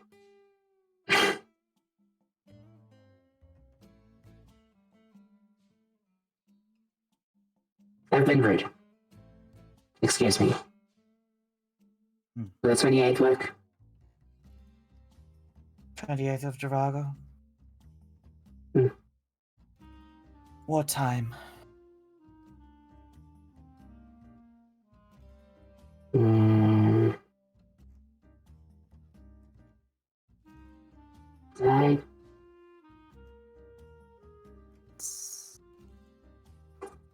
Afternoon? Our usual time for the appointment, then. Unless that was the reason you were aiming for nighttime. No, I just assumed that having an evening would permit us to be a little more free in our time.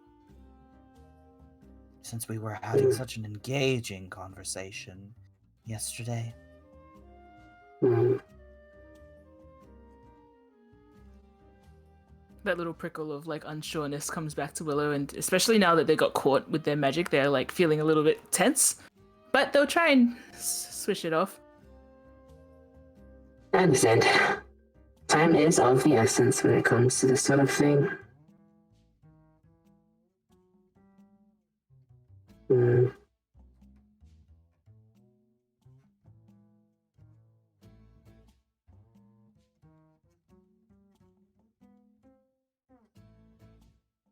If that is all, then I bid you a good day. I must return to my work.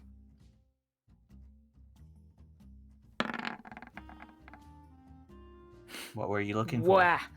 His injury. You can't see it. Ugh. Is 28th long enough? Well, I guess I can always reschedule, but I kind of feel like I pissed him off a bit more than I meant to today. But differently than I meant to. I can send him something. Send him flowers.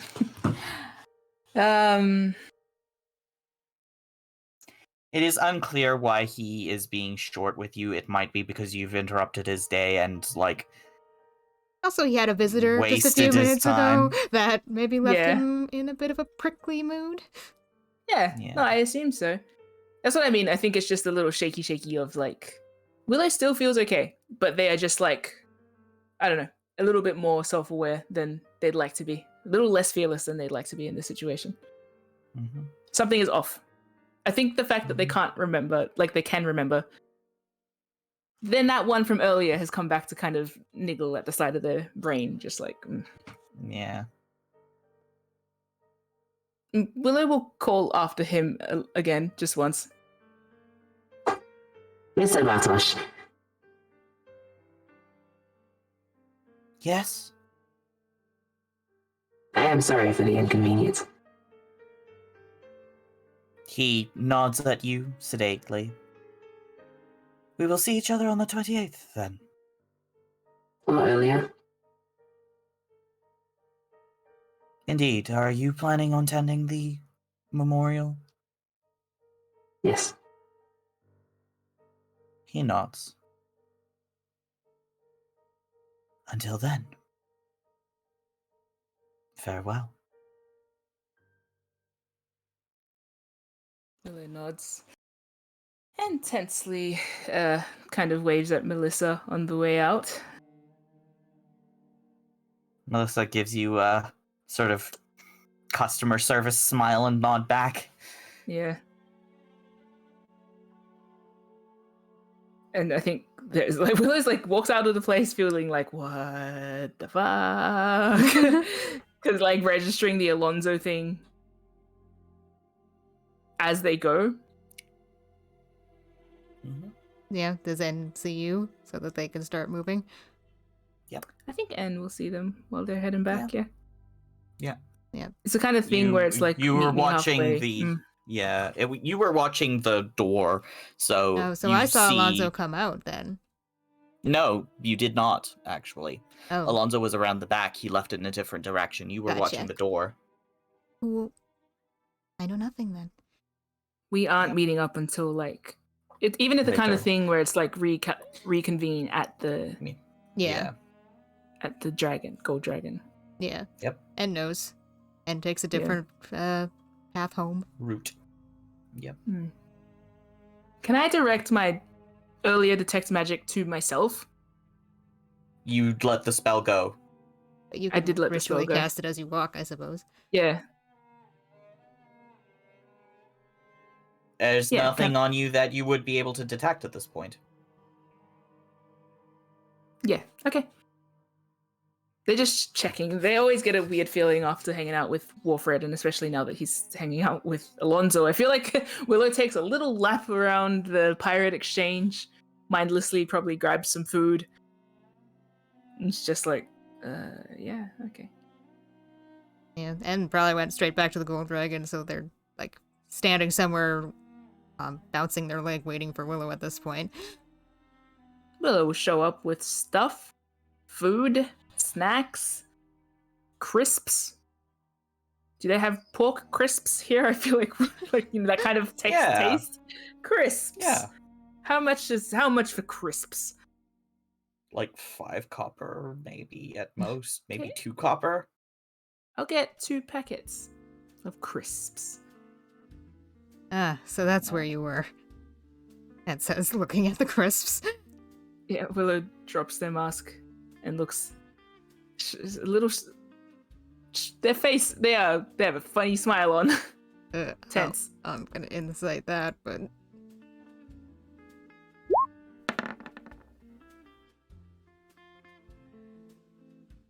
It's tense. And did something happen?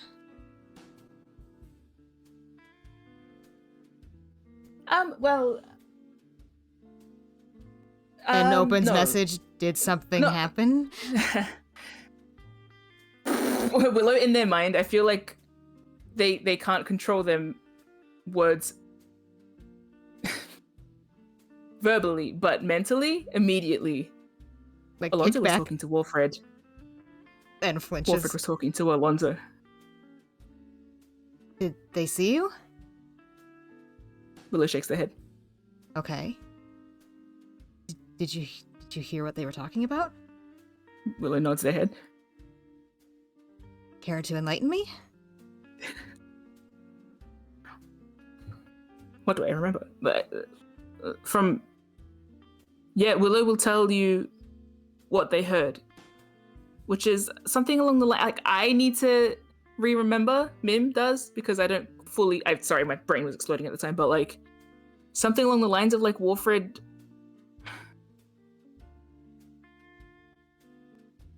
Can I recap this in meta? Real Yeah, quick? no, I heard it too. Yes. So, and I'm just Yeah. gonna react as Yeah. what I recall. Yeah. No, but like I feel like there's actually like a conclusion to be drawn from this. After, but Yeah, so Willow will basically tell you what they said. and kind of like their expression goes from concern for Willow to kind of a thoughtful,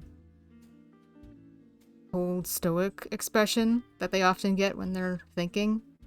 Not angry, just like, Cold. yeah. You rub at their chin a bit and peer away. All right, well, sort of answers a few questions. And raises some more. Willow's going to pull out their mind map now and just like a little bit stunned looking. They were like, not stunned because it's like, yeah, they were thinking this, but just to have seen it. They put a line between Alonzo and Wolfred. What did What did Warford say again when you asked about Beckett? Not a friend. Yeah, I recall that. Well, I suppose that confirms it, but it also confirms that he, would certainly like to be. But right now, he's the dirt upon Alonso's boots. Not the sort of service I expected from a butler. Honestly, sounds perfectly in line with a man like Edmund. Definitely calls into question how involved Alonso is with everything else. And entertain the possibility that he was maybe an outside bystander that wasn't aware of some of Edmund's other dealings, but not really so sure about that now. No, he's involved. What about this newest artwork of Warfred's? Are you thinking what I'm thinking? Willow gives N like a... It's not sheepish, it's... an eyebrow bounce. Think so. No proof, but you look at it just right. Sounds a bit like a confession. Could be seeing what we want to see, but pieces are looking a little bit damning right now.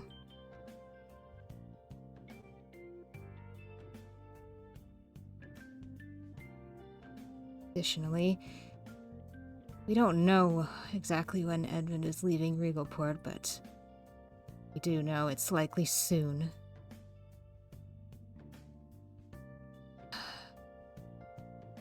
On the plus side, we have more than one lead. We do. Certainly more information than we had a few hours ago.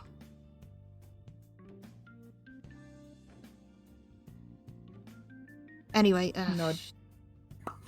Not the only person you talked to, or thankfully didn't talk to, saw today. Anything from Warford direct?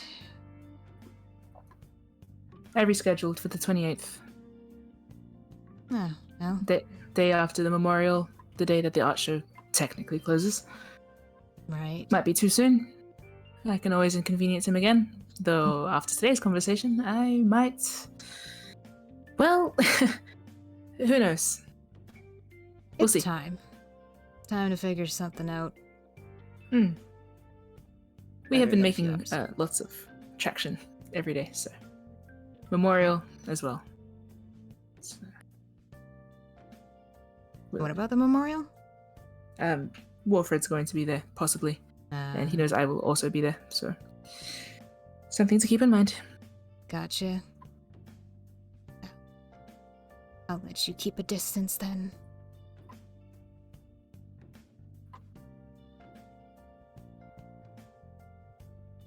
Yeah, I think Willow's going to quietly kind of return to work and thinking with their brain kind of exploding. Yeah. En's also like peering off at nothing, thinking as well. I think En's got that kind of cold contemplation. I think if Willow is left to their own without controlling their face, there is a bit of a like smile about it. There's a little eureka's happening and the little like joy blips that happen with that.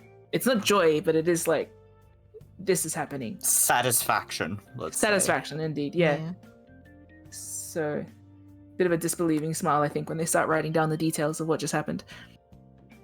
So, what was Luca up to while Willow and En were on the stakeout / luxuriating when they were home and having a frantic conversation via message? Luca obviously wasn't there, not sitting in a corner just watching us. Luca takes another bath. honestly. I think he's just Luca was thinking how probably he... like... Luca Yeah? was probably like... you know what Luca did while En and Willow were out is Luca went to the post office and sent an express message to Seeker Elsa to say that they were coming over this afternoon. Yes. He's a polite boy. Yeah. So So that she would spend be... a silver on that, because it's Yes, not sir. that far away from Salvage to Regalport. So. And I think mainly he's trying to decipher how Willow feels about it so that he can bring it up to Seeker Elsa and feel like all three areas of like discussion are addressed. He doesn't want to feel like he's steamrolling Willow's concerns. So he is trying to figure out what those concerns are so that he can address them to Seeker Elsa. But other than that, he's just sitting and luxuriating and thinking and patting himself on the back because he's such a good boy. Okay. I can imagine he was like sitting outside just for our little conversation at least. Yeah. Something. Luca had So like a little walk around the courtyard, enjoy some of the weather. Yeah. It's getting quite sunny. Sit in the garden and write. Excuse Yeah, me. do some journaling Yeah. outdoors. Yeah. Fresh air. So you return, and Willow and Anna are both back. Oh. Did you see me when I was sneaking out? Nope. No, you're very stealthy, Luca. Yeah. Willow's My boobs frantically don't get writing. in the way at all. What? How did your secret mission that I didn't get to know about go? Did you...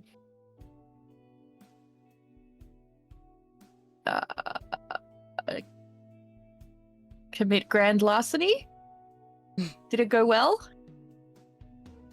Well, I'm realizing I don't know that many crimes yeah, to joke we've about. been So we've been over this. yeah, you'll have to write me a list.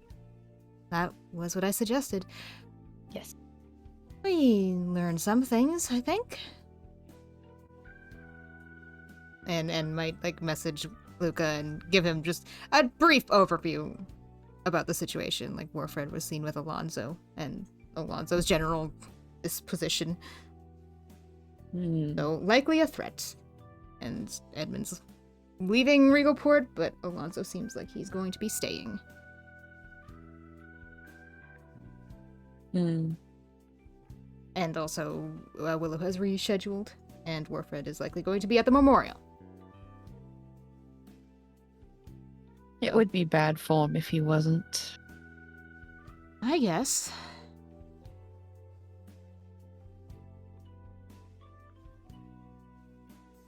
I wish you Well, would it's- be in bad form in front of people other than Edmund. Then gives like a bit of a wicked grin at that. What's Willow's vibe? They're quiet. Frantically writing. What are they writing? Can I see? Mental Mental zoomies. Oh, Yeah, okay. they got mental zoomies. There's a smile about them, if that counts for anything. Okay. Mhm. Would, if you wouldn't mind, if there is anything you'd like to bring up to Seeker Elsa, maybe you could quickly jot it down. I think Willow's like trying to maintain that momentum, and that is a conversation that might threaten to derail them. But if not, you mentioned everything this morning, then no need. I believe I've said all that is useful to say. Of course, I don't want to involve anybody if I can help it with my plans or my schemes or any danger. I would not like any danger to befall Salvage. I believe that covers most of it, but so it goes. I suppose I'm gonna keep. Willis keeps writing. Oh, one benefit of Edmund leaving is it does sort of remove him from the equation slightly, at least directly. Though it does raise the concern with his butler. So It does. we are not out of the deep just yet. In fact, Yeah. there are more threats around than before. But nevertheless, we must do what must be done. I am neither endorsing nor declining. I am simply opting out of this conversation, if you don't mind. Willow's just going to keep writing. Well, there's our answer. Right. I'm gonna fetch Willow a glass of water. They seem like they need one. I think Willow's got water. I don't know, whatever. Luca refills Willow's water. Yeah. Okay, thank you. Well, why don't we head to the ferry? Yeah, don't see why not. Cool. Don't have too much fun without us. If you might, while you're there, Willow just like remembered something. Captain Varys might have sent me a letter. If you wouldn't mind, just Willow's pausing. Is it good to make them go to Willow's boat at this stage? They probably know that there is a boat there. Would it, if anyone is following En and Luca, is it going to lead them back to Willow's boat and then lead them to the elemental and then lead the elemental to the sea? It's like. Do you want us to check on your Winks goldfish? Oh, I think we're being asked on mail duty. Courier duty. Do you want us to check on your real quick. gold mail? Fish mail. What are you trying to determine? My thoughts. Is it too paranoid to say, "Can you stop by my boat"? No. Or to not say that? It is. I would say, like, if you are being very closely followed, they will have already known that you, Luca, and Anne are sharing a hotel room because you are all employed under Damon. So true. Okay. So, it's more an issue of, like, do they know that Luca and Anne are friends with Willow Jenkins of the Jenkins Workshop in Salvage? Which they probably don't, because I think you've been pretty careful overall about, like, not showing, of separating those two sort of things. Yeah. So anybody who would have been following you since the auction would probably not know that. So maybe I should not tell them to go there. I think actually Willow's going to. If you're worried, I could always wear a just check if different face. there's. Yeah. That's Literally, Bruno, Elsa. No. Any of the other dock workers I've seen. Stealing my mail? Yeah. No. I guess one of the ones that don't like me very much. There you go. Take your pick. So all of them. Oh. Hey. Willow's ears droop a little. That was mean. I'm sorry. Willow does good work. I'm sure they've managed to not piss off every single dock worker. This is not about my likability in Salvage. Willow's going okay, so they've managed to guard themselves thus far, but if N wears a different face, assuming that Warford doesn't have true sight, then you know what? Don't worry about it, Willow's going to say. You sure? No. How about we decide while we're there? No, because I don't want you approaching me. But this is a non-issue. If you do go, and please wear a different face. If you don't worry about it. Luca, please stay well away from my boat. I wasn't going to go. I was going to say we will decide what N will do. Okay, thank you. And nods. Sorry. Pardon me. You're good. Oh. With that understanding, let's say hi to the Seeker from not me. Thank you. Go bother Gil, our right? Seeker. Gil nods.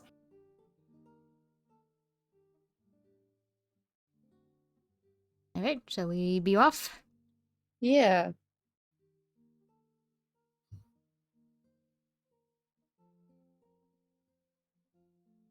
Right? Yeah. You head to the ferry. Go to Salvage. It is much the same as it always was. It's Quiet little fishing village with a busy dock. Work is picking up, especially now that the sun is shining so brightly, so wood is being left out to dry and life is moving outdoors more. You see, like, some of the pub tables have been moved to the outside. Outside lunch. Yep. So, a very pleasant, quaint scene. It's nice to be back, even for just a little while. yeah. I say like to N. Feels like an eternity. Hmm. Has been a whole week since you were last here. Oh, wow, it feels like so much longer. Yeah. You head up to the Nodding Poppy. Yeah. Ring Luca the walks a doorbell? little bit faster, I think, once he's in sight. Yeah. A little smile on En's face. They let Luca go ahead.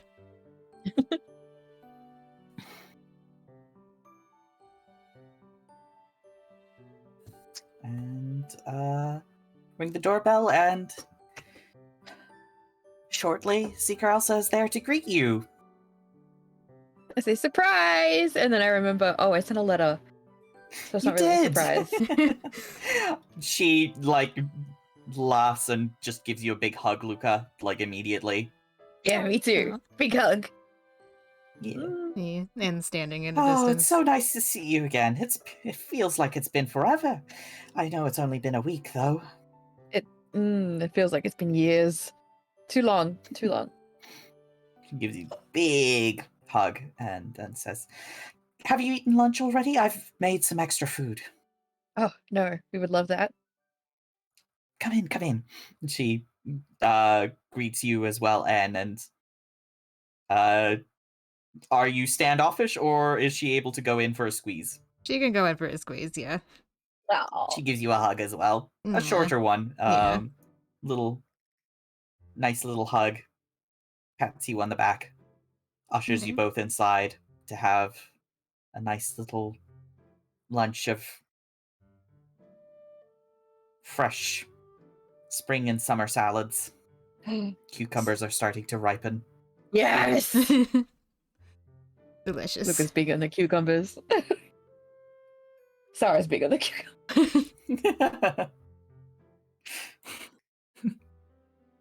Luca just eats a whole cucumber. Salts Crunch. it. And... Yep. You chew it, right? No, like a snake. like a sword swallower. The gif of Homer Simpson where he swallows the what do you call it? The eclair or something? Oh, yes. Terrifying. Don't do that. Anyway. You have a lovely lunch catching up with Sika Elsa. She informs you of sort of the day-to-day of salvage. Sounds so much more peaceful than what we've been going through every single day. It really does. It's by contrast. Wow, I remember when our days used to be slow. It's little Johnny's cold cleared up, and we're like, wow, we may have come face to face with a murderer several times. We're involved with House Madani, and we chased down 2 thieves involved with Ilmero. We're not saying this, but I know you're. Yeah. It's just the contrasting thoughts of listening to Elsa talk about her days. I think Luca kind of soaks it up like a sponge. Yeah. He wants that charming provincial goodness back in his life. Yeah.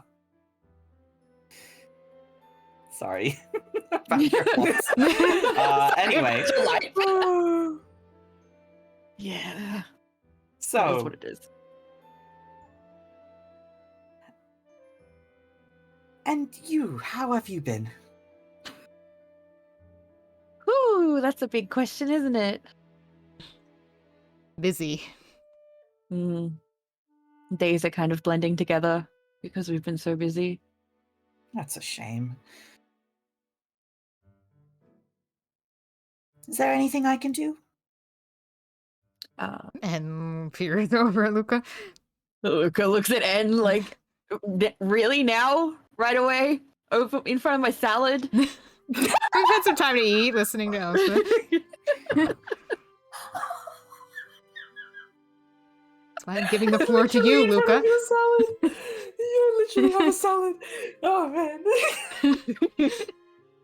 Do you want to mention it now? That's why En's letting you decide. Well, there is something you might be able to help us with. Please, whatever it is. It's a bit difficult a bit convoluted to try and ask outright. You're You aware we've gotten involved with the murder case, yeah? Yes, yes, I do remember. Is it something to do with that? Luca nods.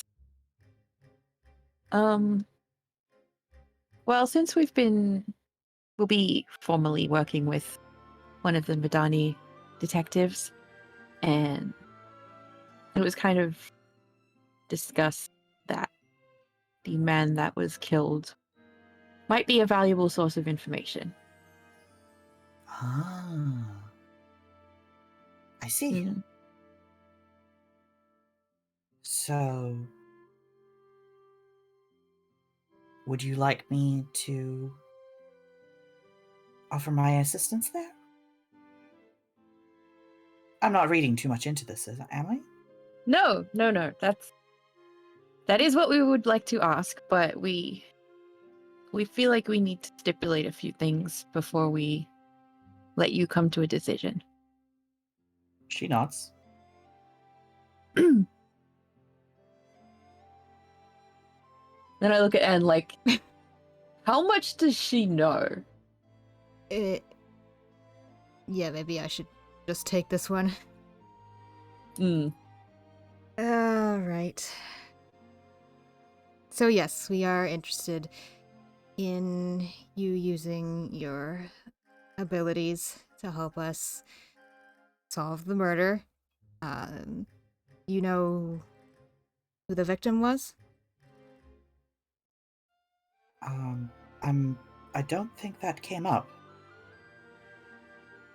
I don't think it's a breach of our yet to be signed contract to tell you it was Tarek Elham. He's a playwright. Oh. And he's from Siri. Oh. Yeah. That's quite terrible. I mean, of course it would be terrible nonetheless, but it is very tragic when someone who has public impact dies. Luca nods. Yeah, and that's not all. Tarek's partner is Meraldine Frostroot. And she's a captain in the Sea Dragons. Oh.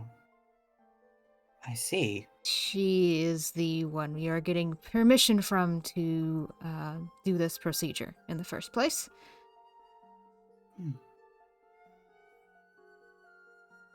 Tika also sort of like has a little furrow in her brows, but is listening carefully. So first of all, we would be meeting with her to discuss the arrangement, what questions will be asked. So you, first and foremost, will have to be comfortable getting involved in a high-profile situation. That seems quite fine with me. I don't mind rubbing shoulders with important people. Right. Well, that's where the potential problem arises for me. You recall how I told you that I'm planning to stop the people who hurt me? Yes, of course. Yeah, well, and maybe you recall I saw one of them at the Gallery of Shadows in Regalport a few months ago. Yes. Well, I saw that very same man speaking with Meraldine. Oh. And I don't know how deep their relationship goes, but you having contact with Meraldine eliminates many degrees of separation between you and him, which, from my perspective, could be a risk. Because as far as I understand, he might have training or magic items that allow him to see the, air quotes, truth of things. And I'd been concerned that you might somehow your contact with Meraldine might allow him see you through her. I don't know the extent of his capabilities. Or if someone facilitating Speak with Dead might upset him because he seems to have certain angles in that regard as well. And frankly, you're someone he could use against me. Or Luca, if ever he had reason to. Seeker Elsa reaches her hand across the table and places it gently over your wrist and squeezes warmly. Yeah, and it's kind of been like their attention has been darting around the room as they've been rambling, but it finds Elsa at the touch.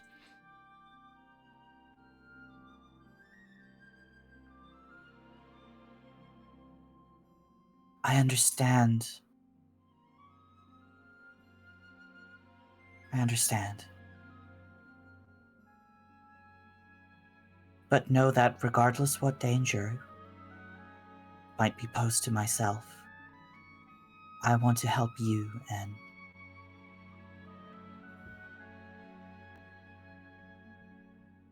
And like squeezes their eyes shut as they like just kind of process that and kind of pushes down one of their reflexes and gives a nod. we'll be as careful as we can be. And I'm very grateful that you told me the risks.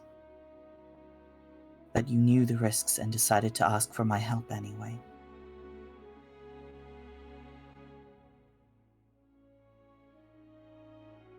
It's your call now. She nods. Are there any other details I should know? Willow seems concerned about just bringing any sort of attention back to salvage that could be negatively skewed. But I think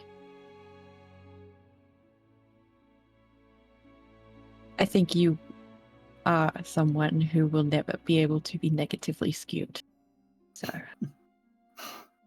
That's very kind of you, Luca. She reaches over and gives you a little squish on the cheek.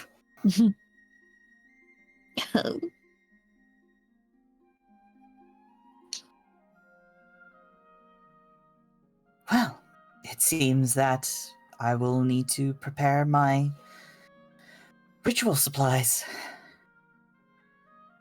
If you don't mind, may I observe? Oh, of course, of course.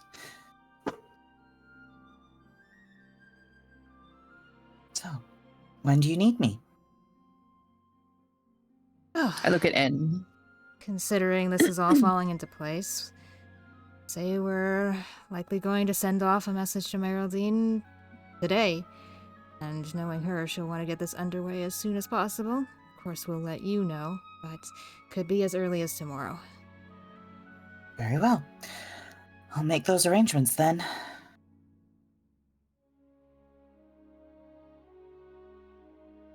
And nods. How is N? How does N look?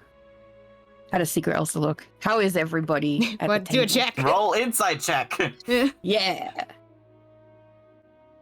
My hand is shaking. 21. Damn. I'll give it a shot.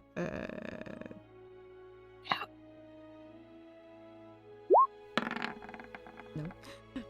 Never mind.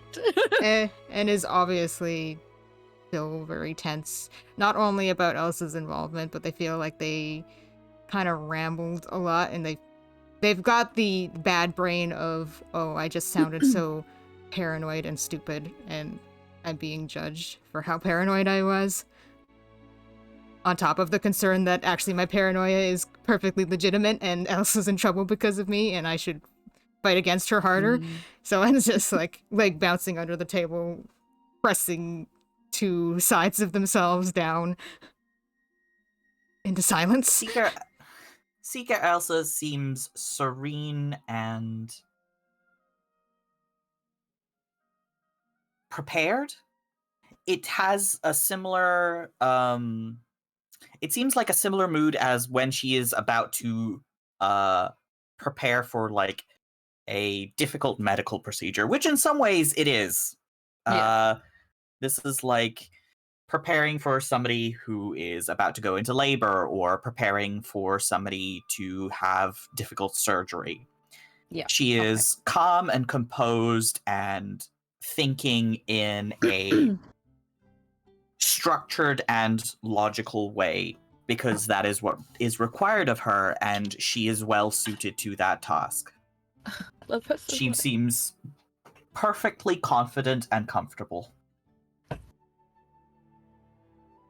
She radiates doctor energy. Good. I love her.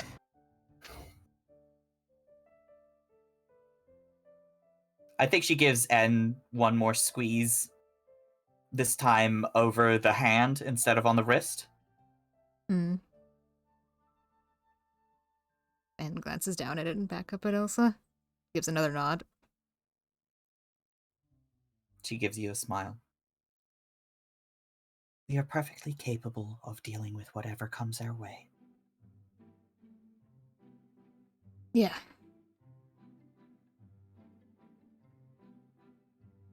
I trust you. I trust you too. And gives another nod. Well then. Would either of you like some cookies and tea? Oh, yes, please. And it's not going to refuse more food. In that case, Seeker Elsa puts the teapot on and gets out a little tin of biscuits. Oh. And the They're actual tension slowly dissolves away. Yeah. I feel like Luca would have brought desserts back from Regalport. I'm just putting that out We there can now trade that I've desserts. realized. I think Yeah. N is actually going to take a couple of the cookies and set them aside in, I don't know, a satchel or something to bring back to Yeah. Willow. You can wrap them in a little Yeah. napkin. Yeah. Some homegrown salvage treats. Yeah. Some nice little butter cookie shortbready things. Yes. Oh my god. So you get also the kind of granny that has the cookie box full of sewing supplies and has the cookie box full of actual cookies. Yes. Yeah. Yes. Wow. And I think N is also thinking of doing Willow's little errand, so Sure. they might excuse themselves and let Luca and Elsa. I imagine that's something that you do either like on the way back or Yeah. I you wouldn't mind can having a excuse moment. yourself. That's what I was Alone with thinking is Elsa? Luca Yeah. wants to talk to Sure. Elsa. That could be a Sure. thing. Yeah. Go ahead. Yeah. So N Make will- a stealth check. Can I also make a perception check? Because I feel like N is going to Yeah. actually like keep an eye out just to Yeah. see. So I'll Yeah, do both. go ahead.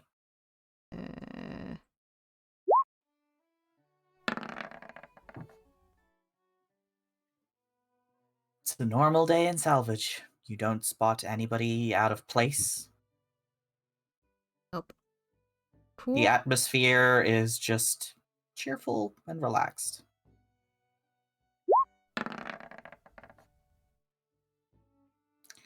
Cool. Wearing a different You- face. I'll stay low Yep. key on my way to Willow's mailbox. You approach the Jenkins workshop, which has a big closed Gone fishing sign. sign on it Yeah. that definitely wasn't there when Willow left it. Hey? Seems to have been put up by Bruno. I think N like stops to observe the boat for a moment. Grandparents. Just kind of in fond silence Yeah. of the thing. It's been a while since they saw it and they know what's inside it, but they're not going to go inside the boat right now. That's not what they're here for. It is peacefully anchored by the docks. There's a tarp thrown over certain things. A few seagulls have perched on this boat that is not moved for a while. Keeping it There's a safe. crab. There might be some cleaning to do when you get back. You check. bird poopy. Yeah, look, that's just a fact of life. That's just how it goes. You live in a place with birds, you're gonna find bird droppings on things. Yeah. You check the post box, have a brief look through. It seems like there's like 1 or 2 folded up notes addressed from Bruno, but nothing from Varys. All right. Well, I will leave those be. Yeah. And Cool. scoot on back to the Nodding Poppy, but in the meanwhile... Yeah. In the meantime, Luca and Seeker Elsa.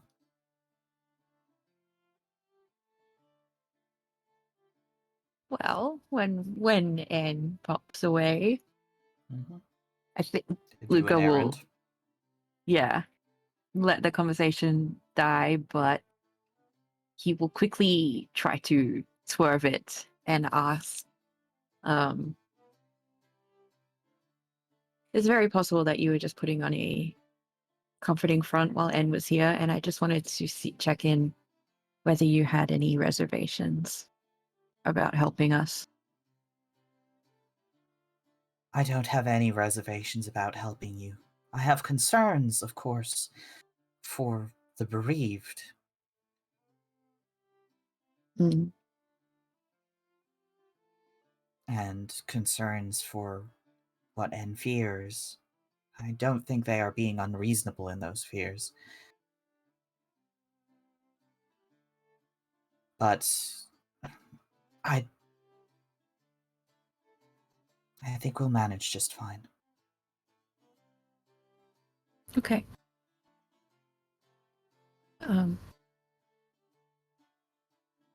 Is there something But- on your mind, Luca? Willow seems very uncomfortable with asking as well. I just wonder if you could comfort them as in some way. I don't know what to do with them. I imagine few people do. They are quite, guarded. Confusing.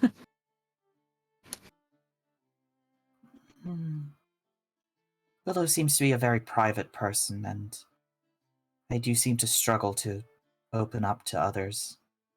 I imagine their concerns are similar to N's concerns. What with the dangers that you are exposing yourselves to, but peril is not that much of a stranger to me. I used to be a soldier in the war, after all. Admittedly, I am enjoying my golden afternoon years in relative peace and quiet.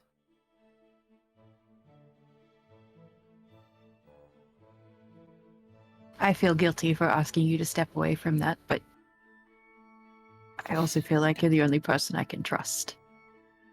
So, Don't feel guilty about it. She gives you a smile and like a squeeze on the arm. Of course I'm happy to help my dearest apprentice. With Luca whatever he may need. beams at that. Of course. I admit it would be very difficult if you asked me to up and leave salvage altogether, but I can be spared for a day or two. Well, hopefully it won't come to that, and if it does, Luca makes like a chopping motion with his hand. I'll put it right.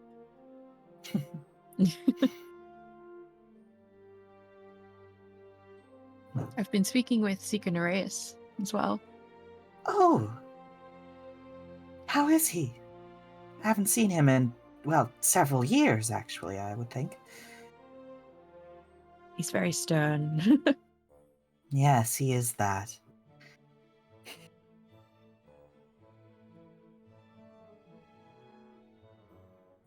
We had It a... was... You first. Oh, I was just thinking, he was, I initially thought him quite cold when I first came to Green Tarn. and found the temple here, but under all that... She makes a gloomy face, like imitating Seeker Nereus' expression. Rough demeanor is quite a passionate man. Luca nods in earnest. He's been very...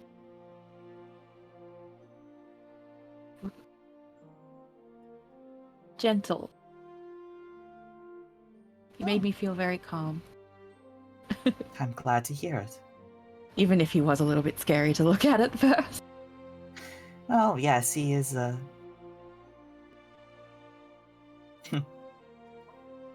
He is what he is. He is. And we thank him for that. But that doesn't change the fact he's a little bit... Luca also makes a stiff face. Intimidating. Quite.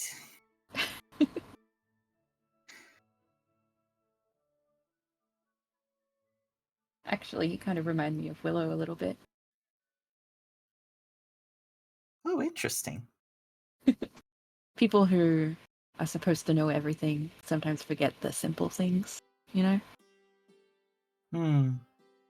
I imagine that is particularly the case with Seeker of Nereus. He, is quite secluded from everyday life. I felt sad when I first saw him. Can't imagine. It is quite a grave duty that he has undertaken. But he has pride in it, purpose in it. Luca nods. And he does well with the people under him. I'm glad to hear that.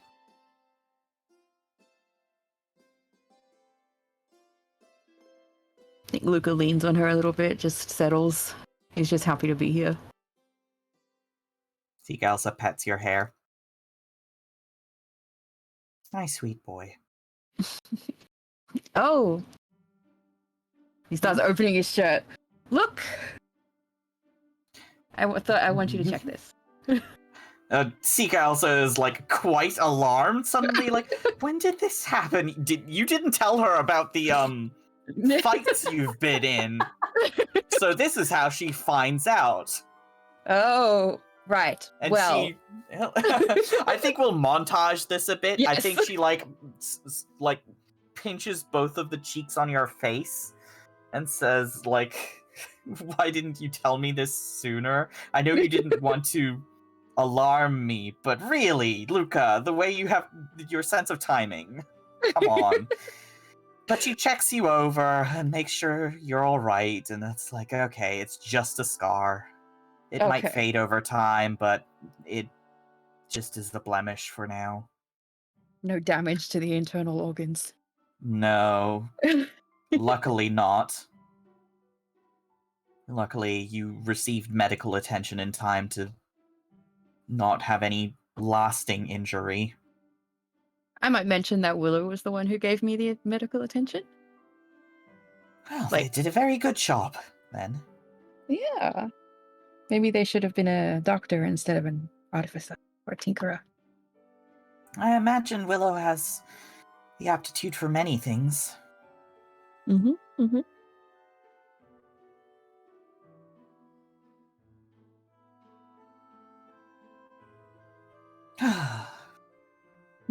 Sorry. She rests her head against your sternum and is like, has closed up your shirt and is like, well, at least I know you're sturdy.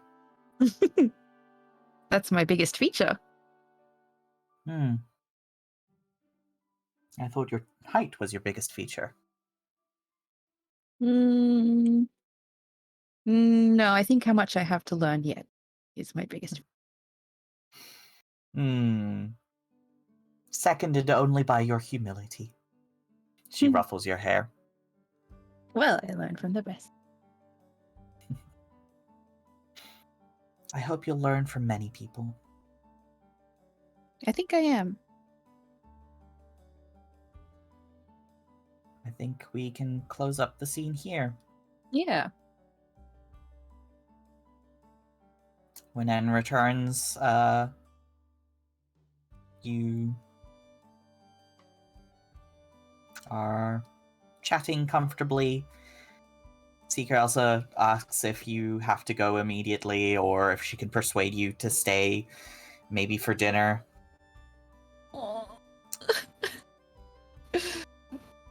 Luca's struggling so much with the fact that we do have an appointment later today. Oh my god, we do! We can't stay! I'm sorry, Luca. Luca is distraught when N points out they have to speak with the Madani investigator. Luca's whole body, like, deflates.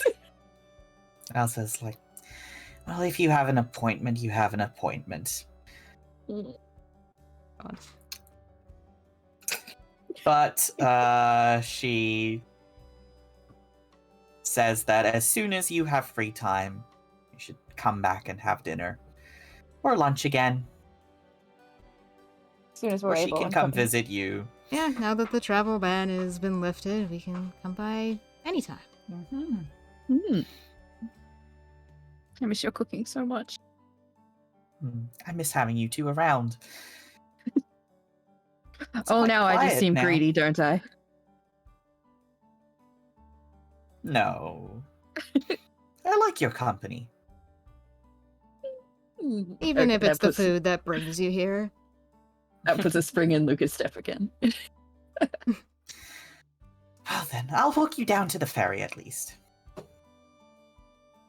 Luca's like gonna hold her hand the whole way because he doesn't want to go. Yeah. No. She And gives gives you them both a space. hug goodbye. She has two even you. hands, and I'm good. Like walking and is not ready to hold hands in public with grandma. couldn't be me. Yeah, and I'll just lead the way. It's fine. Yeah. But yeah, she gives you both a hug goodbye and gives Luca a kiss on the cheek. Which I return in full I'll see you again soon. soon. Keep Give her a well. squeeze. A cat and salvage. I know. Little kitties watching us on like one of what do you call it? A fence? I guess they're called Yeah, fences. fence posts. Yeah, No, like I the imagine, cats that like- hang around. Like, you know how fishing villages often have cats drawn to the fish? Yeah. Oh, Yeah. yeah, Salvage absolutely. like has like stray cats around that are very vocal Yeah. near the ferry. God, Yes, especially they do. strays that are well fed. They Yeah. are noisy. Oh. Yep. All of the little chubby meowy cats around. Salvage, I love this town so much.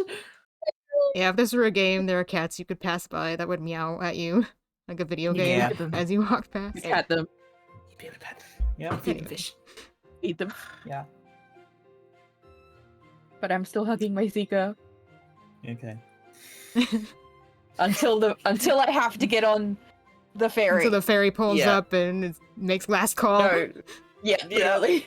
There's like a bell in the distance, and you guys have to depart. And Sika Elsa stands on the rocks, waving you goodbye. Yeah. See you again And soon. moves back, casually, leaning up against the guardrail, one hand up. Luca does the waving. depressed, leaning over the rail, 2 hand waves. No. He wants to be back in salvage so much. Yeah. Oh, honey. Hmm. He's not a city boy, farm boy. Just Yeah. a small town boy. Yep. It's amazing how being away from salvage and not like on a tiny boat with just all your friends can make you miss your adopted home of like half a year or so. Yeah. Almost a Yeah. full year at this point. Almost a year. Yeah, almost a year. And like 3 months for you, right? Yeah, Yeah, that's a full quarter. just about. Yeah. We salvage so much. We'll be back. We're not leaving yet. Yet. And it's right there. I think that's the worst bit. At least when you're out at sea, there's no choice. But it's like a 30-minute walk. And I'm gonna have to go. Anyway.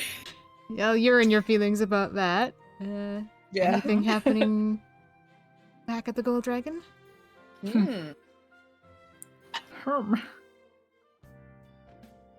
Oh. Well? Okay. Well, yeah. Look, I think Willow, like, they needed time alone, and, like, in their time alone, they have just been writing, rethinking, jotting down notes. After that one morning of trying to recall anything about the Warford conversation, and then, like, finally seeing this, they feel like they've had a breakthrough, so they are eagerly writing down all the minutiae they can remember. And then they'll obviously hit a point where there's nothing more to write, where they're repeating themselves, and then they'll just kind of, like, begin to peter off the energy of Eureka. And I do think that in that time, fear has been kind of bubbling in the background, always. But once they do put all of this aside, fear remains, like, for everything. And that's not in the, like, way that it's going to stop them, but it's just a fact. Yeah. Now that this all is of a the dangerous facts situation. Yeah, all of the facts are down on the table. They are in danger. That, like, proof of how much danger. I feel like the, like, belated evidence of the danger they were actually in. Like, it's one thing to know it and to have a hunch in their way, but then to, like, prove it. Like, he is talking to Alonso. That's pretty massive. And everything happening. So anyway, I imagine Willow, like, flops back on their bed for a while, just kind of, like, mulling over their thoughts. And then once those thoughts become exhausted, they have more thoughts to mull over. And they, like, think about yesterday, think about everything. Think about En and Luca, what they're currently finding, what happens if there is a letter from Varys, That's another whole thing. Like, what if, you've got intel, or what if it's nothing? It's all of that. And then eventually they will settle on their neighbor at the moment, which is Damon's back. Saw him last night. Yeah, and, last time they were feeling all antsy and nervous like this. They're not really nervous like last time, but the other time, when they were alone and thinking of, like, what to do, they visited Damon, and that's kind of where everything went belly sideways. Up.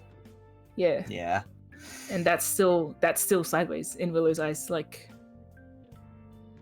they didn't know how to talk to him, and it's lingering. They will rest for a bit longer, though. Like, once that thought occurs to them, they're not going to, like, immediately, like, jump out of their bed and then, like, go visit his room, because every other time they've done that, it's ended badly. So they're probably going to write a little more, and then only after they've really settled their thoughts, as much as they can, they're gonna go. Yeah, they're gonna go put on their Cognate mask and knock on his door. I'm gonna do a quick fortune roll to see if he's in, because he's been doing stuff. You want a 10 or higher? What does that mean? Oh, I want a 10 or higher. Oh! Yes. There's a brief moment of, come in. Opens the door. You're not room service. How can I help you? I'm gonna do an inside check real quick.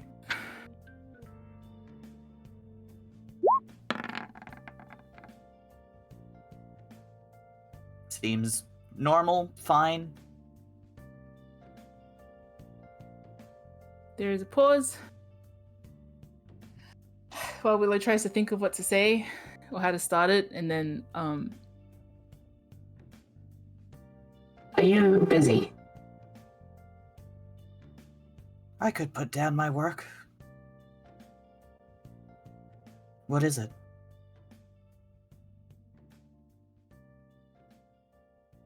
Would you like to go for a walk? Damon tilts his head. He's going to make an insight check. That one. Oh my god! Really? Oh. Yeah. Oh. Okay, well, it's up to you, mister. He tilts his head and goes, "Sure." Okay, Willow will nod and back out. Gesture down the hall. Walk. Hands in their pockets, they don't really know what to do. Okay. Damon follows you. You head outside and walk. Where are you going? Okay, good question. I think. What's the vibe outside? It's a sunny day in Regalport. Couple days before the weekend and the end of the month. People are enjoying the weather. I want to go somewhere not busy, Okay. but closer to the ocean. I think like Willow's sort of gravitating towards the sea, but you know how there's the part of the coast where the dock is, but then there's also the side parts of the coast where it's like not quite where the vessel is, like away off to the side. Mm-hmm. Okay. Anyway? Yeah. Let me do a little quick looky-loo at the...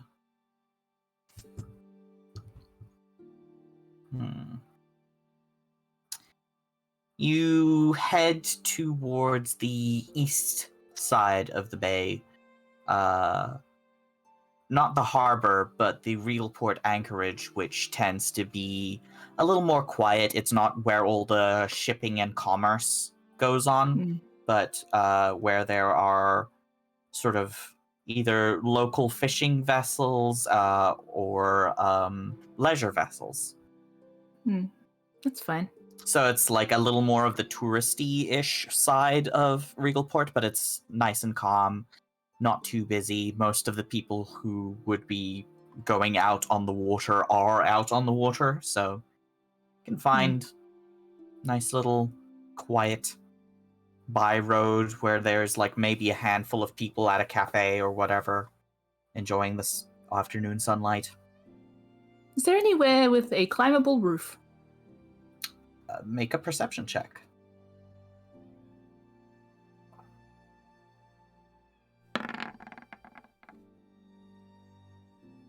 Yep.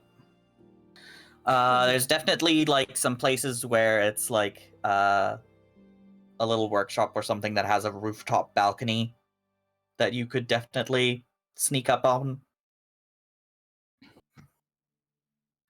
Willow's going to look at Damon. I don't think they've been talking. She's just been quietly walking. Damon has just been following you with like, when you look back at him, he does a little eyebrow raise of like, what's up, but doesn't say anything. He's just been quietly following you. Okay, Willow's going to ask. Are you able to climb? Yeah? Good. Willow's going to start climbing. Okay. Make an athletics check. Please don't fail. Okay. Yeah. You easily scale up to the roof. You get up top, look down. Damon clears that same stretch in like 3 bounds, basically. Oh my God. And like does the parkour sideways hop over the ledge of the roof to get up on the balcony. Okay, so he can climb proper. Yeah. Okay. He rolled a 24 total. Whoa! Here I am climbing 1 foot after the other like an idiot. Damon's just like, "Pachow, pachow." Anyway, asshole. Willow will give like an impressed. And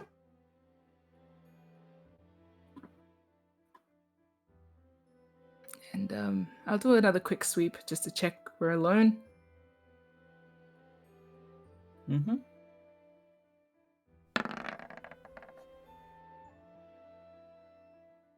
Just Damon up here. Maybe some birds, but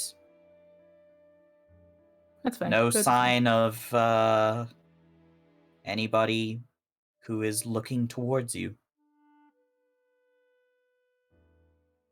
Okay. Willow's If you gonna drop scoot their back mask. a little bit, you can definitely be invisible from the ground level. Yeah, then Willow's gonna probably scoot back a bit, like towards the center of the roof balcony Yeah, thingy, basically, yeah. and take off their mask. Damon sort of is leaning against the ledge, kind of watching you.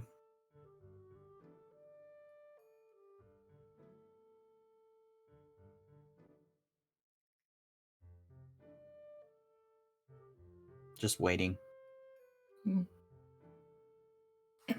Willow's taking a deep breath for now. Seems like they just kind of came out here to see the ocean or feel the ocean and the wind. Nice day, the sun. Yeah. Hmm. Clouds scudding before the wind. Hmm. Just thin, wispy ones. I think like hands on their hips. They will eventually just ask, "How are you?" Fine. Good.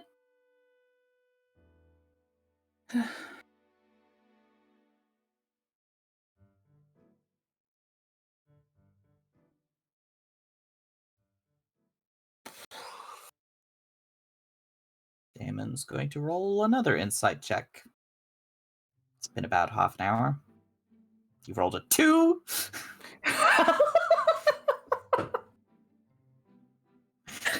Fuck guy. The way, I've never heard a word sound like a sword like that before, you know? Like I felt that stab through the screen at me. Damon's trying so hard and yet. Oh, man. I think Damon is head empty. You will tell him a thing or you won't. And he's just here. Wait, pardon me a moment. You rolled a 2 right now. Yes. Oh my god. I thought you meant you rolled a 2 before when you rolled an at 1. No. Anyway. He rolled a nat 1 Okay. earlier. I rolled a 2 right now, which it's higher than a 2, obviously, sorry. but I don't think it's high enough to read anything. Still a natural fucking 2.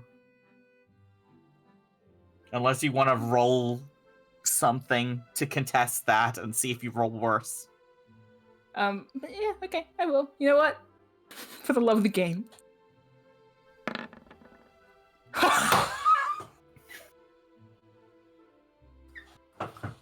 The epic highs and lows. Get right. Oh my god. Oh. Putting And you these know two what sucks? assholes in a room together, I swear to God. I tried to take us out of the room. That's so funny because the only thing I'm persuading him of is that I don't really know. I'm a bit, you know, like I'm not even convincing you of anything. I'm not doing anything right now. I'm so sorry. My god. Willow for a while seems like they're just going to ask, "How are you?" And that's the end of the conversation. Like they're just standing there. Damon looks at the ocean.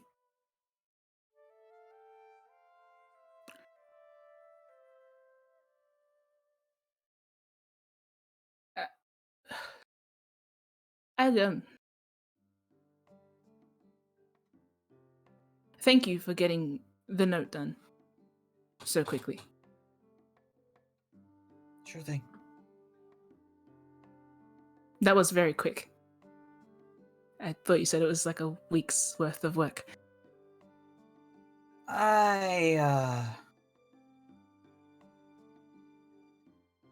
Had a productive night. I take it you didn't sleep? I slept after.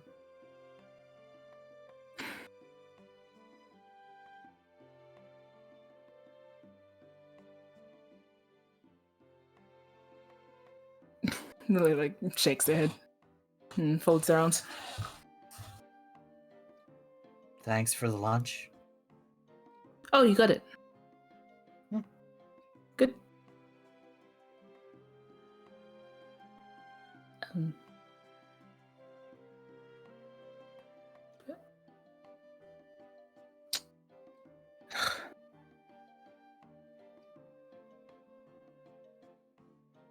I'm sorry for how I spoke to you. Don't be. No.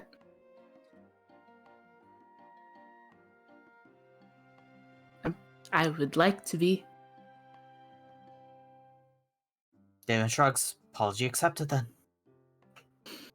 Uh, It's all water under the bridge. okay.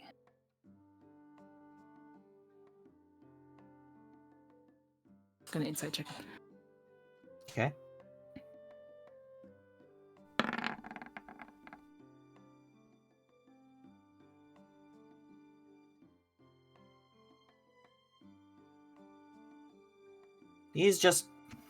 He glances your way now and then during the conversation, but seems neutral. Neither happy nor sad nor, like, full of bravado. He's just watching the ocean at this point.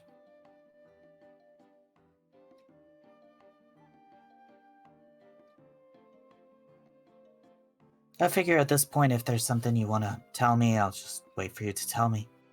Or ask me. What do you mean?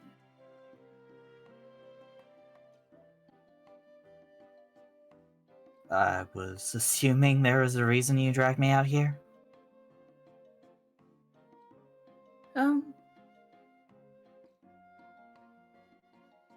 Mainly not to be in the room. If I'm being honest. He gives a sort of and nods. The other two? What about? Where are the other two? Oh, they're back doing stuff. Okay.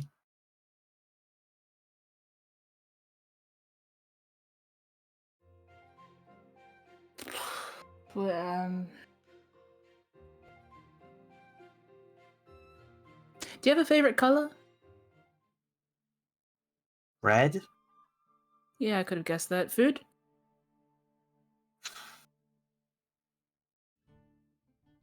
Anything spicy, I guess? Animal? Damon gives you a look. Dragon. Ah. That's complicated.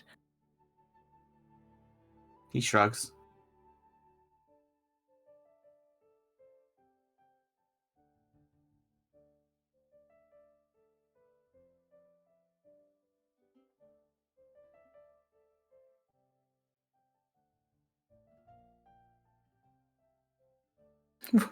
Willis, at the end of that, has just kind of like clasped her hands together and is staring into the middle distance.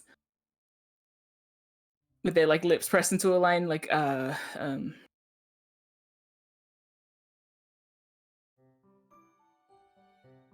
Damon averts his gaze again, looking out at the ocean.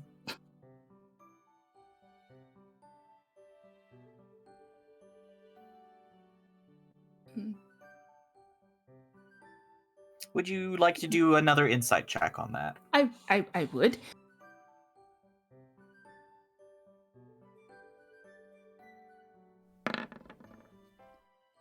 It seems like he is avoiding looking at you so that you can think better. Because he doesn't want to put you on the spot. And he is deliberately not asking any obvious questions because he doesn't want to put you on the spot. So he is just chilling. It is a similar energy as to when you had him podcasting at you in your boat.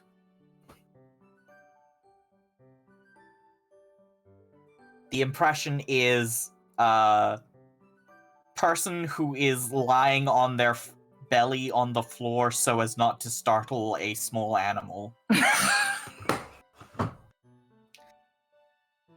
Okay, I think after observing that, Willow's going to say, you can say things as well, you know.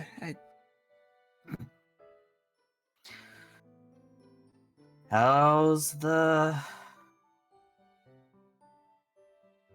note Murder helpful? case?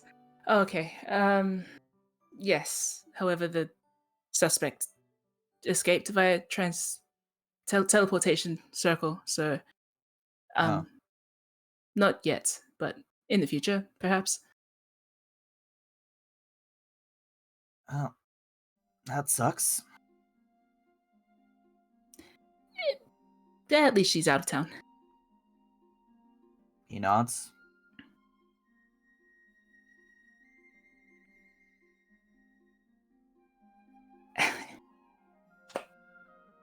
Yeah.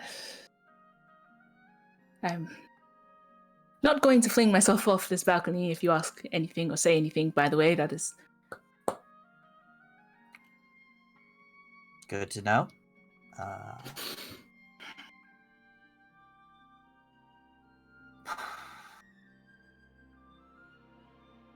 Anything I can help you with? No. Because I'm a tad nervous about asking you for favors anymore. Why's that? Were you not present for the conversation we had? I was there. Yeah, well... I don't know how it's being interpreted. And the urgency, rather the swiftness of the code being unencrypted,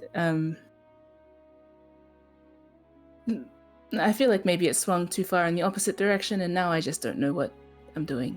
I don't know what's... Do you understand? I don't know how it's landing. I don't know what's going on. Is why I'm here. I don't like not knowing what's going on. That's fair.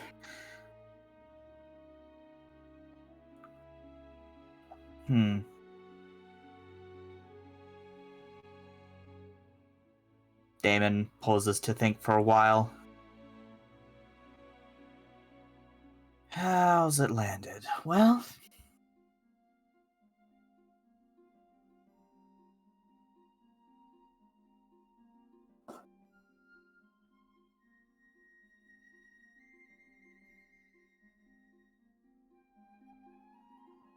He shrugs.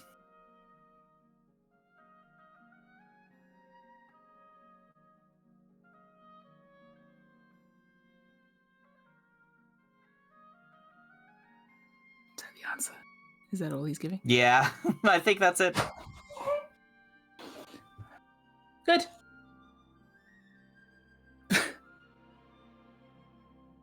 If you need my help, you can ask for my help, and...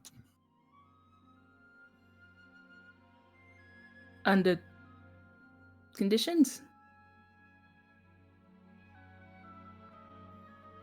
I believe the condition is just that we'll discuss it further once this is wrapped up. Is that fair? Yeah.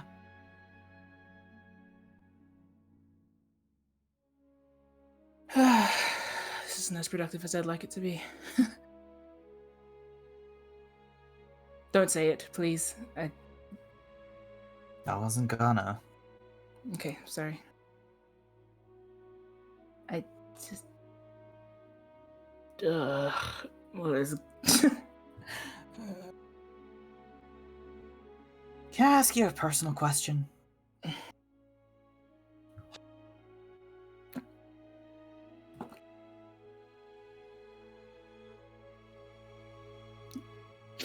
Well, it takes a while, but we'll answer. Yes? Why do you think you and I don't seem to get along?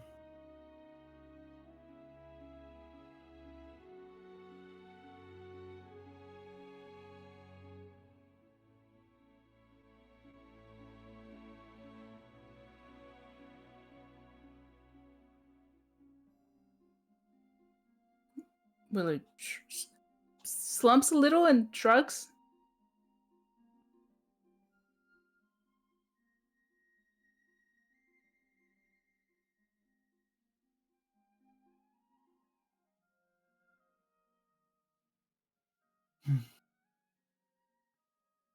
My theory is, well, it used to be that I made you uncomfortable, and, well, that wasn't exactly untrue. I think it's more that we're kind of similar people in a bad way. So when it's just the two of us, things tend to come out sideways.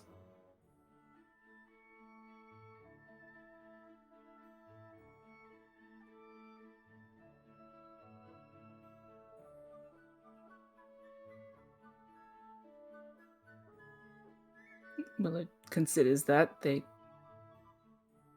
don't know how to feel about it. I think they're like wringing their hands together, and they might end up saying, well, a few days ago, I thought we were getting along. So, I don't know how to answer that question, or to prove or disprove your theory. Oops. Willow shrugs. That's unfortunate. I don't know what else to say. Yeah, I mean, I like you just fine. I just seem to constantly be putting my foot in my mouth around you. Not a feeling I'm accustomed to. Didn't you say you were an...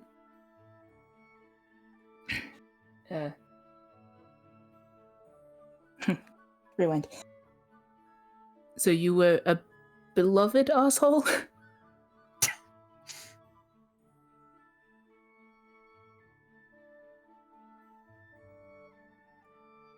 I mean, I'm well accustomed to putting my foot in my mouth. I do it all the time. People don't like me about it, but I'm used to it. So you're not used to it? No, I tend to be pretty composed, I think. Yeah, well... Yeah.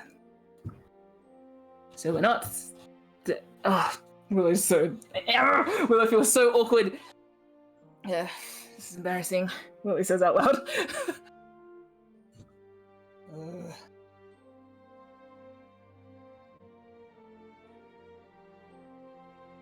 I...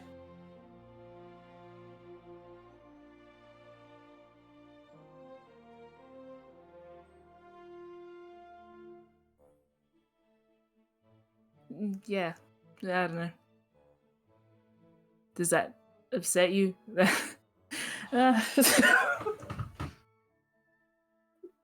No, but you can't deny that this... He makes an expansive gesture at the awkwardness between you. Makes it kinda difficult. Yeah. I'm trying to break it. I don't know what else to do. You don't like being in enclosed spaces, so I thought maybe, I don't know, open sky. I like the sea. I like the sky. Maybe it would facilitate a useful conversation. I've told you things I haven't said to anybody. For all intents and purposes, things should fall into place, but apparently it's not that easy. Never is. It is what it is. Oh well. It is what it is.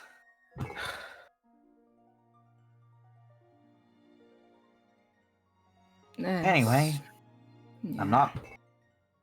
I don't hold it against you. If you have trouble speaking, it just, I can't read your minds, kid. So... I'm not expecting you to. Oh, well, I guess I had that. But I said, sorry, earlier. So look, I was going to pull out their journal and flick open a page.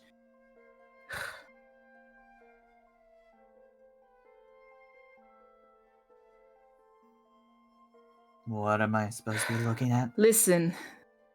One moment. Willer's... Ugh.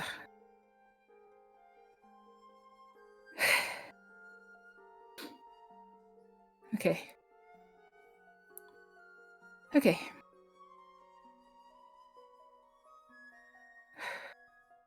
He only just left. He crammed himself into my workshop despite a discomfort with enclosed spaces. Why? I suppose he wants my help, and I was amenable to his company. He didn't want to jeopardize it. I was hoping he'd feel slightly better. I suppose. Better than he had been after the conversation that we had, but maybe that's just made it worse. Willer's going to skip a bit. And he's known this whole time. I wonder if it hurt more to know and have me act as I have been. It is one thing to be rejected by a stranger when you're desperate, but worse if their namesake means something to you as well. I almost wish he had told me sooner, but admittedly it probably happened as it needed to, giving me adequate time to calibrate before, well, Sovereigns, all I can think of is to say, fucking up my day. Willow is going to keep skimming, and they're kind of like shaky, embarrassed, nervous. He was miserable. Of course, I noticed that before. It's why I believe I barked because you're unwell at him during a conversation on his balcony. Sorry. Also why I fled from him at the quail. Again, sorry. Such palpable despair seems to make a fool out of me, or worse, a bully. In fact, when I expressed that his plans did not seem widely dangerous enough for me to want to sabotage, he almost seemed disbelieving, said that's exactly why I chose you. He speaks frequently about how he has his pick of the litter but is drawn to us. For now, this is a man in need. This is a man that has been consistent, albeit mysterious. He has shown us no ill will. He is not a fleet nor a faction, and while I know I'm well within my rights to have my doubts, they're sliding away just as quickly as they surface, never really finding purchase. He is like N, like Luca, like Varys, and like so many others. He needs help. I can help, so I should help. Simple.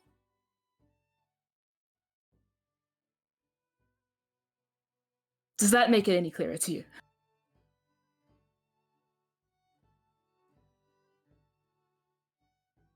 Damon sort of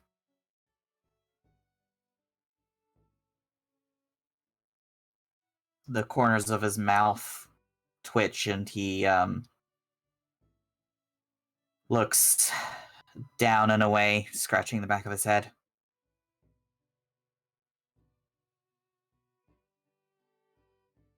I'm trying not to pressure you, but he shrugs. It is what it is. What?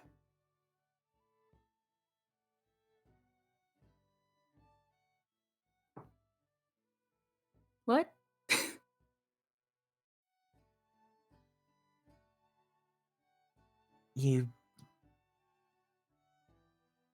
I don't know. I don't want to force obligation on you. You know? Right. Okay. One more thing. Will is trying to find a particular paragraph. In any case, he is promising fortune at the threshold. Indeed, he is insisting on payment in that same breath as saying sorry. I suppose this might be the fortune promised by a man that knows what he is asking of us. He of all people knows that money cannot buy back a life. Nevertheless, it is awkward to think of what to ask him when he's asking for help. Rather, to ask him for when he's asking for help. What's your life's mission worth? How do you measure such a thing in gold and favors?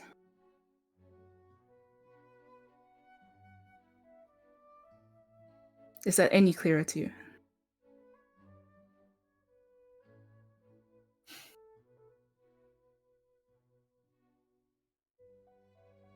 I guess. I don't know. Really, so straight up slumps, donks their head on the balcony. They're like journal Don't break is the like wool. hanging on the like just limply underneath them in their hands.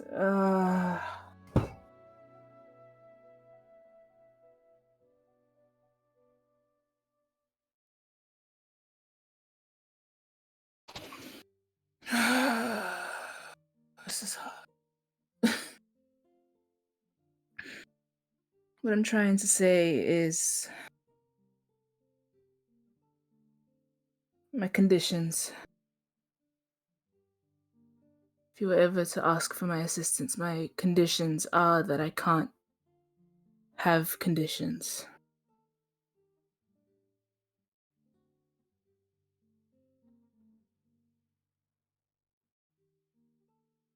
It's not how I work. You can't oblige me. I cannot be obligated. It all comes from me. My action or my inaction, it all comes from me. You have no power over my actions. You cannot give me conditions.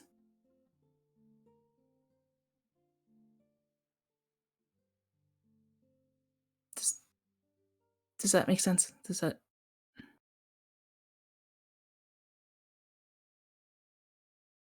Damon sort of has a little furrow between his brows. Seems to be contemplating what you're saying. Huh. He looks to the side, still thinking. Rubs his mouth.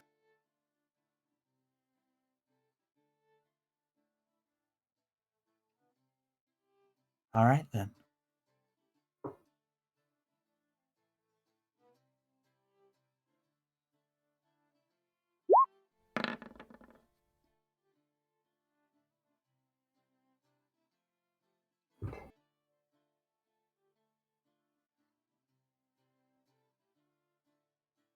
He doesn't understand it.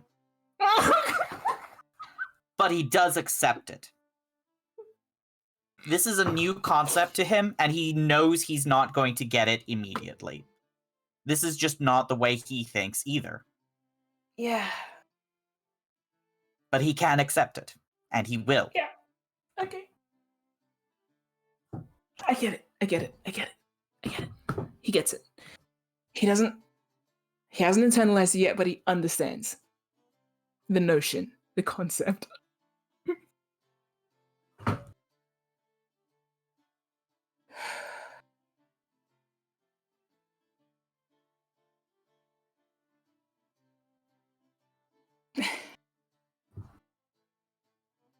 Good. He shrugs. I mean,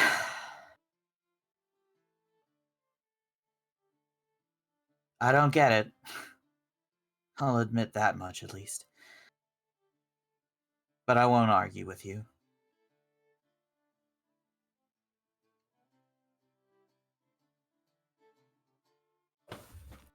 I'll just...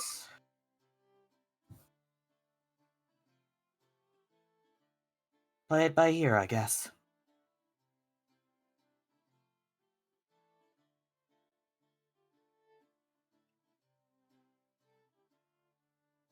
Oh my god. Is there any patch of beach nearby? Any patch of sand? I'm sure there is, like, a little stretch you can find if you walk far enough. You could maybe see it from a distance, but it'll be, like, past the anchorage, like, on the edge of the city itself. Bit of craggy, pebbly beach. How high are we? Just a story up.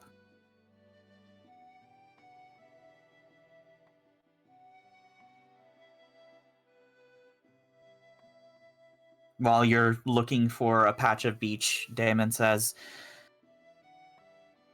you should still try and think about what you want. You know, just in general. I was gonna...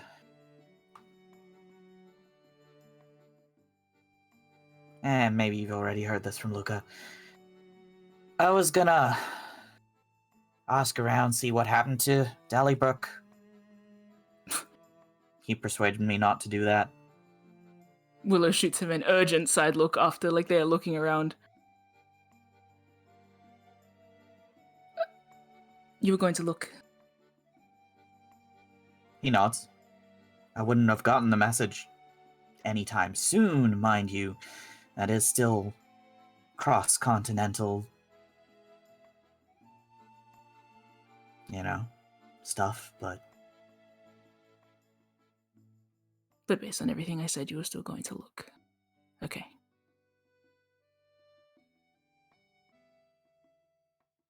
Okay.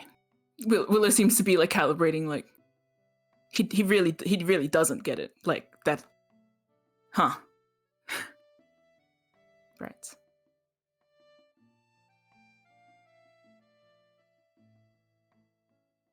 Goal oriented. Yeah, I see. I understand. Outcome oriented. Of course, that is the logical conclusion to come to. Yes, I see. Right, yes. Okay. Willow's like muttering to themselves and they have like a little manic face twitch. So, you can thank Luca for dissuading me. Hmm.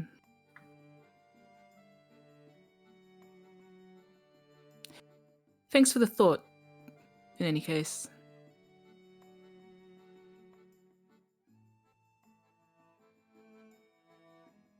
He shrugs.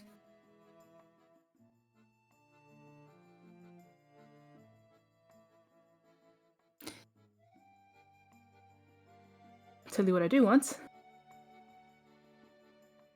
Does Damon have a sword? Yeah, it's probably strapped to his back. Willow's going to point at a bare patch of beach. And then jump off the balcony. Can I use Featherfall? Yeah? Yeah. Yep. Willow's just going to, like, jump. Okay. Yeah. Damon watches you leap off the roof, land gently, slowly on your feet, and is just, like, watching you go. Willow turns around, removes their sword, and waves it at him, and then points back at the bare patch of beach, and then keeps going.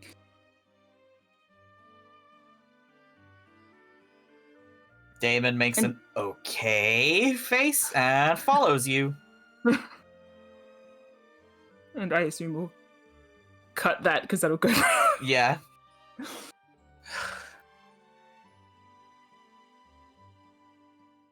God. Willow is walking maskless along the beach to that patch of sand. Okay, yeah. You arrive there. Damon arrives not that far after you. He's keeping a distance of about 30 feet.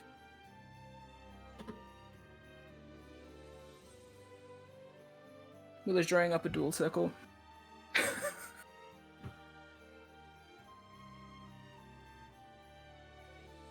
Oh. You want to hit me with a sword about it? Willow's so annoyed because that's something that they would say. Willow's drawing the big line in the sand with their sword, and imagine the last little whip happens with like a big spray of sand. Mm-hmm. That is by far the most embarrassing thing I've done in recent memory. So, yes.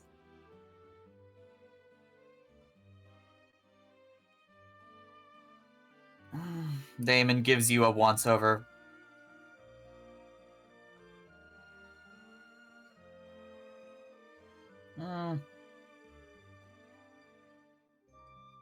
And in light of my recent strange exploits, we can make it interesting. Uh-huh. I don't know what I'm wagering on. I'm not good at figuring out the conditions. Obviously, you could. That's what we just talked. He's like shudders off of that thought. I don't know. Truth game, I guess, or something. Sure. You land on hit on me, and you get to ask a question. Fine. And I'm not gonna hit you back. No. If I hit you, I would take your head clean off. Well then, use a different sword. or a softer touch. If I punched you, I'd break your ribs. Ugh. I'm not hiring you for muscle, Twinkle Toes. Um, And he does a little stretch. I don't think you can hit me in the first place. Another twitch. Fine. He does unsheath his sword and do a little twirl. Twirls it hand over hand. Does a little stretch. Cracks his neck. Come at me then.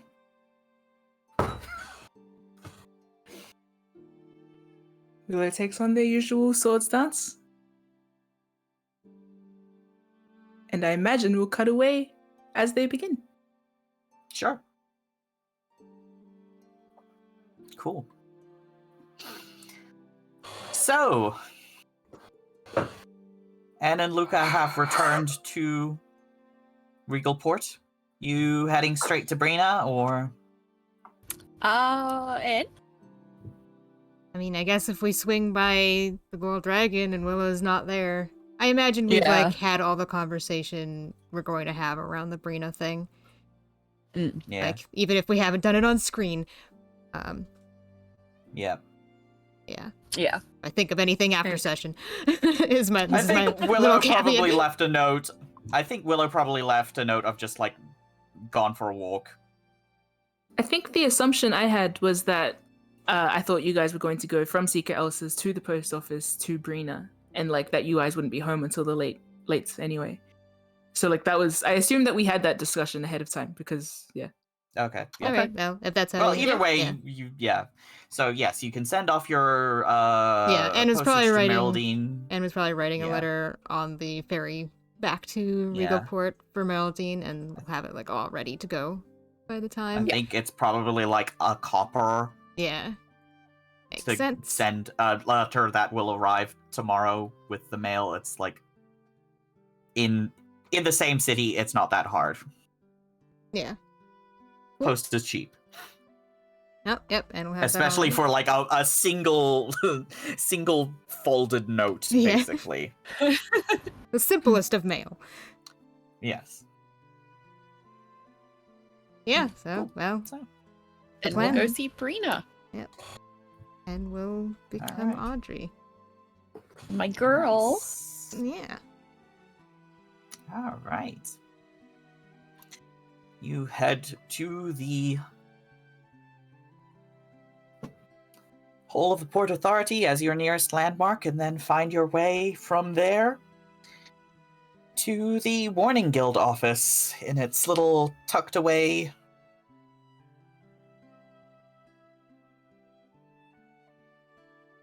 apartment Establishment. building. Yeah. Cool. Yeah. Celia greets you and says, "Oh, I was wondering when you guys would be showing up today. Yeah, I believe we have an appointment. Yeah, I'll just let Prina know. Can I get you tea or coffee or anything like that?" Looks at Luca. He will gladly have some tea. Okay. I did not say it like that. Audrey will also have some tea if Luca's having tea. Sure. 2 cups of tea, and you are in Brina Madani's office. It's my first time in here, I think. Yeah, I guess so. It is a little bit cluttered.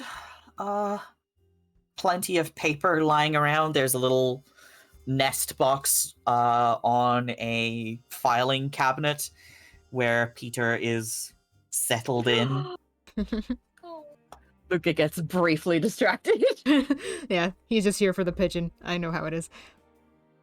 Big desk, chair on one side, 2 chairs on the other, and Brina says, "Great to see you. Come on in, come on in. I've got those contracts sign up for you, just the two of you? It would seem that way, yes. All right, then. Here you go. And I will show you guys the general summary of the contract. Ooh. We get paid? Oh, hi. Perks. So, yeah. Would you guys like to read it out loud, or would you like me to read it out loud? I can read it. I don't mind reading it. Okay. Go ahead. Right, contract in summary. The signers, receiving party, will be placed under the authority of Brina di Madani as independent contractors for the Regalport Inquisitive's Office branch of the Warning Guild. Brina di Madani is responsible for their actions insofar as they relate to the investigation.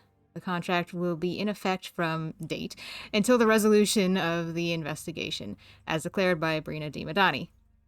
Violation of the terms of contract will result in termination of the contract and, if necessary, punitive measures according to Regalport law or House Madani policy. Terms of contract. Non-disclosure. Any sensitive information relating to the investigation is not to be shared with persons outside of the investigation.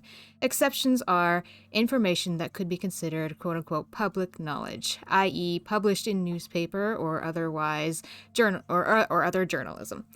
Information shared or received prior to the contract, information that becomes public knowledge through no fault of the receiving party. Compliance with the law. Operating as independent contractors for the investigation does not grant extra legal permissions. Criminal or other transgressions. Okay, fine. Anyway. Carry. I'm not a criminal. No. You sound Why are you so laughing? convincing.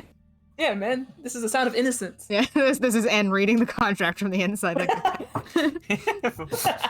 criminal or other transgressions undertaken during or as part of the investigation will be subject to punitive measures according to Regalport law. You cannot break into Derekham's apartment under this contract. I hear you. But Gil's not part of this contract. Yeah, well, let's split that. I don't want Gil getting in trouble with the law. Anyway. Report to Superior. All information relating to the investigation must be presented to Brina di Madani with the understanding that it will be used to resolve the case. Benefits of the contract. For the duration of the contract, signers will be granted pay as independent contractors under House Madani, 1 gold piece per day. As part of the contract, signers have access to the resources and information provided by the Regalport Inquisitive's Office. Any injury or expense incurred during the investigation is under the purview of the Regalport Inquisitive Office's cost of labor. Please provide adequate documentation to receive compensation. I love this form. The fact that Zeke had to write this form is so funny. Sorry, carry on. Enforcement of the contract. This contract is enforced by a House Civis ratification spell. Deliberate violation of the contract by any party will be noted on the contract itself, attached to the offending party's name, potentially nullifying the contract. You got all that, Luca? So if I break my arm, I get a new one? His arm is prosthetic, one of them. You can't really see it, but If you sustain an injury, then as part of the investigation, not because you like slip in the shower or anything like that, I'm afraid we can't. Okay. We don't have that extensive of a liability clause. But if you do get injured during the investigation itself and you provide documentation, then yes, we'll cover the expense of any medical treatment that you may need.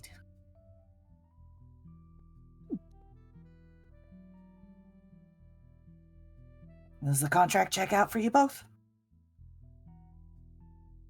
and Audrey peers over at Luca again to see what he's thinking. I think Luca needs to read it twice. He might need some time with it, but I'm ready to go. Well, take your time, read it over. We're not in a huge rush. But obviously the sooner the better. Indeed. Because then we can get down to brass tacks. Does the contract have the spell on it? Yes. Oh. Okay then. Luca nods and places it down. Like, yeah, let's go. All right, then. Seems fair. Please, date and sign, and, I'll sign it as well. And I assume what we share with you is confidential, the source, and all of that? Absolutely. It's, mutual non-disclosure. Perfect. Obviously, if you do anything that I would think is... Well, yes, it says right here if we, engage in criminal behavior under you, then yes, you might have to tell some other people about that. Yeah. Hopefully it won't come to that, though. Ideally. I'm gonna lean over to Audrey slightly and say, what name do I sign with? He just stares at Luca for a minute like, my god, we have had so many conversations about this. Luca is Luca. Smiles.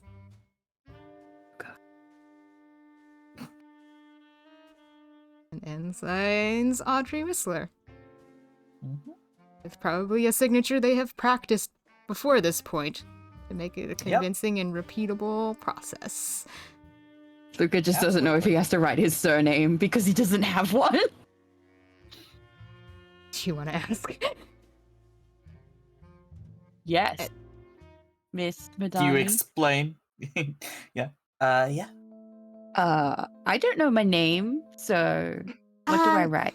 He has a spot of amnesia, war trauma. You understand. He only remembers his first name. Is that adequate? Well, it technically doesn't matter which name you use to sign it, since it's more to do with the person signing the name. But it'd be preferable for bookkeeping purposes to use whatever name is on any identification or travel documents you might have. Okay. I'll use the name on my bank account. Yes, please. That's perfectly adequate. Luca signs. Great. I'll get Celia to make a copy of these for you too. For your own records, if you'd like. That would be lovely. Yes, These thank originals will stay in my office for bookkeeping purposes. All right. Fantastic. Well then. Let's get down to brass tacks. Indeed.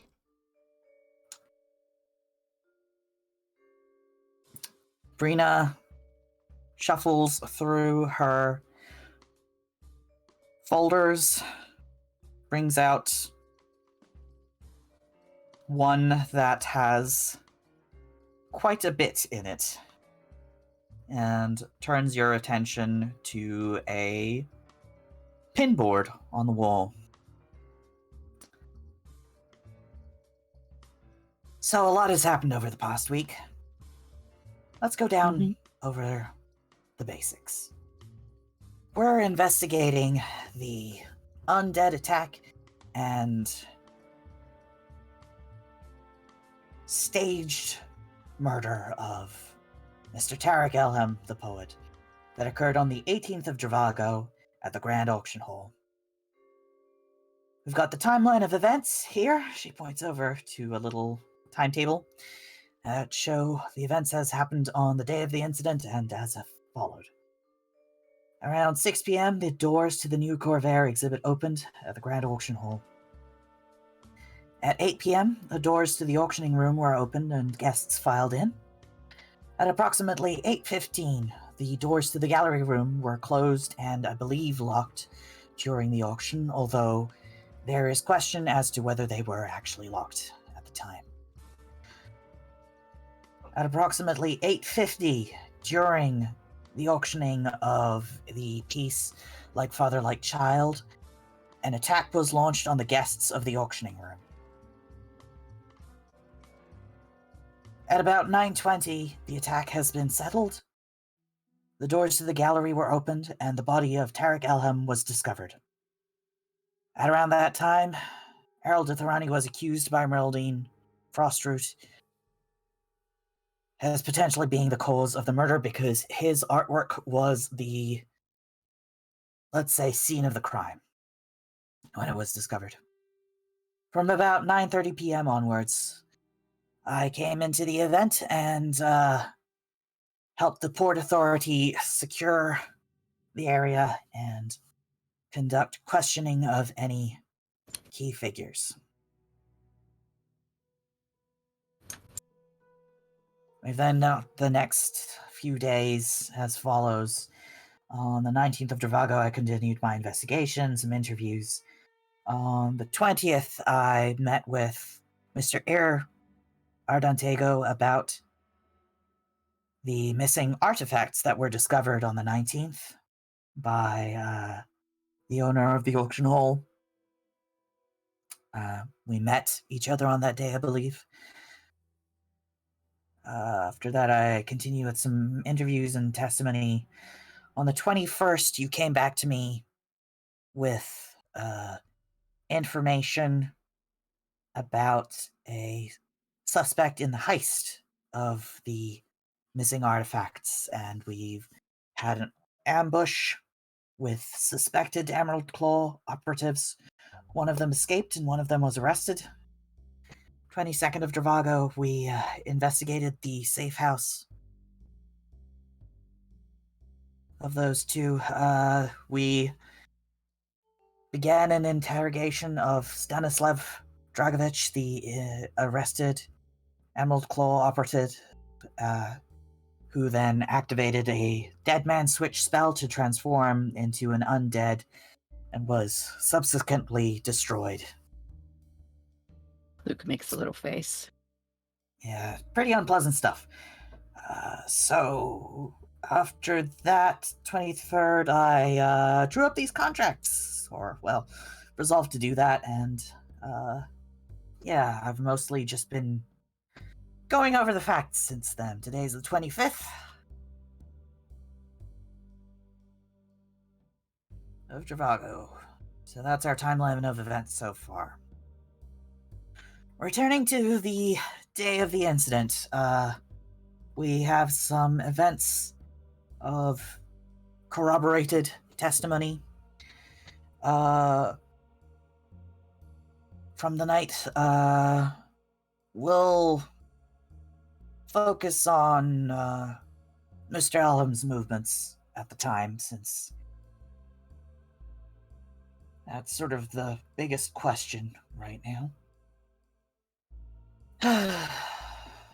Let's see. She shuffles through some papers. Mr. Elham was attendance at the Grand Auction Hall. After a public argument at the gallery, which was witnessed by several people, he retreated to collect himself and was followed by his romantic partner, Captain Meraldine Frostroot. Mr. Elham did not return to the bidding hall, neither before the auctioning room was opened or closed. I believe Captain Frostroot was seen briefly departing the bidding hall between items. It appears she was gone for about 10 minutes before she returned. And the bidding hall was attacked by, at the time, unknown assailants, which were then discovered to have been ritually created undead dressed in the colors of the rivaling faction, the Dire Sharks. Though this costuming is called into question.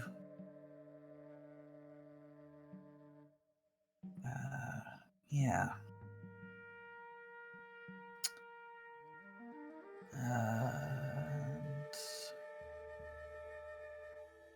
Everything else at the time of the event, I think that's been covered. Do you have any additional information you'd like to point out on the night of the incident that you can think of? Well, I don't know if this counts. But when we were questioning Stanislav, I was able to detect, at least insofar as the fact that they did have contact with the staff, though I couldn't dig deep enough to figure out who. She nods. Right. Well, that does segue nicely into my next point, which was further information that we gained through the investigation of the premises itself. The zombies that were used in the attack had apparently been gradually smuggled in by various staff. I believe there were 4 different staff members who unfortunately perished during the attack. No others have been identified as coming forward, but there's still some loose ends here. I wouldn't necessarily say this is a concluded thread. Most were likely unaware of the true nature of the objects they were carrying in. As I understand it, there was a serious issue of bribery and corruption among staff at the Grand Auction Hall that had been a long-standing issue, with a final disastrous outcome, so that's a prickly internal affair there.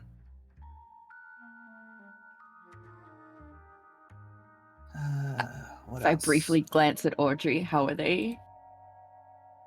She's sitting calm and poised, focused. Damn it. Never mind.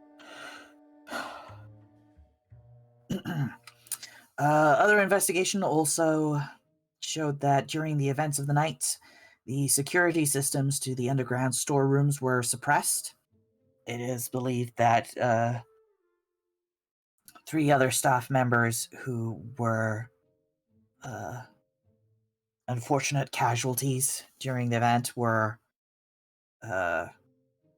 attacked during the theft of the artifacts that went missing.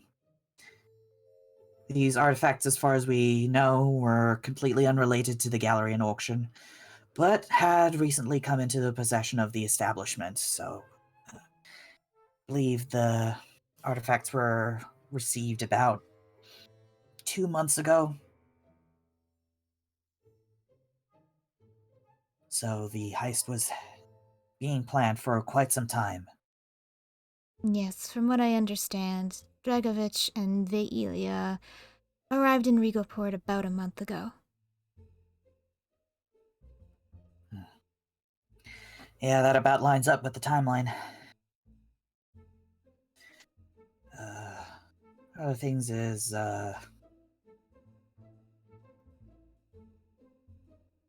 let's see. What else?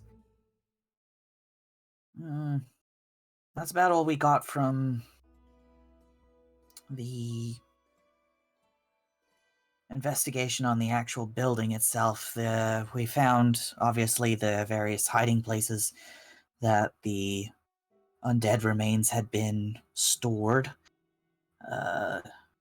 Some arcane analysis came back about how they had been essentially dried and shrunk to be reactivated at a later date. You know those little kids' toys where you put like a little seed in a pack of water and it'll unfurl? Kind of like that, except without the water. Luca makes a face at that comparison. And the outcome is a little less joyful. Yeah. No kidding. We weren't able to identify any of the corpses used in that attack, but it does appear that they were dead for more than a year. by the time of the attack, so it's quite likely they were brought in prepackaged, let's say. Brina makes a face of like, this sucks. Audrey gives a compassionate look. Yeah, Luca gives a somewhat strained, compassionate smile. Like, you're doing your best.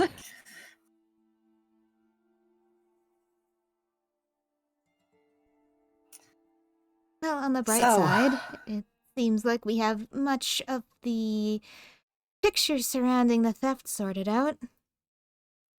Does seem to be so. So far, everything that we've investigated regarding the theft seems to be merely running parallel with the murder of Mr. Elham. Yes, I would agree. Is Brina aware that Vaelia has disappeared? No, we're not. We haven't No. gotten to that point yet, and Audrey Okay, is so we're specifically gonna- not mentioning it yet. Nope. Audrey's waiting for Well then. Brina to finish. Okay. Maybe. So we've confirmed that the late Mr. Stanislav Dragovich was a member of the Emerald Claw, and likely that the elven woman that he was seen with fleeing the scene of the safe house is also an operative of that. We believe her name is Vaelia. There are currently wanted posters set up for her, around Regalport. But obviously we haven't heard anything back yet. She's a smart woman, which she quite likely is, considering the successful heist at a very high-profile art event. She's probably not gonna turn up anytime soon. Yes. Obviously, we have, She won't. Yes, let me just, if I might interrupt you for one moment. please, do. Well, I'm not really one to sit on my hands. And one thing led to another, and we ended up accompanying Seeker Nereus on another hunt for Vaelia. Oh boy. And unfortunately, she managed to slip through our fingers and through a teleportation circle. Rita makes a face of like, her eyebrows raise and she sort of is speechless for a second. It's like, Teleportation circle, you say? Yes, but we do have the, what would you call it, address? And he managed to get... Okay, well, that's maybe some good news. I don't know what we would start with that, though. But that's potentially good news. Silver linings, as they say. Teleportation circle, that's... Oh, man. This is really above my pay grade, but, At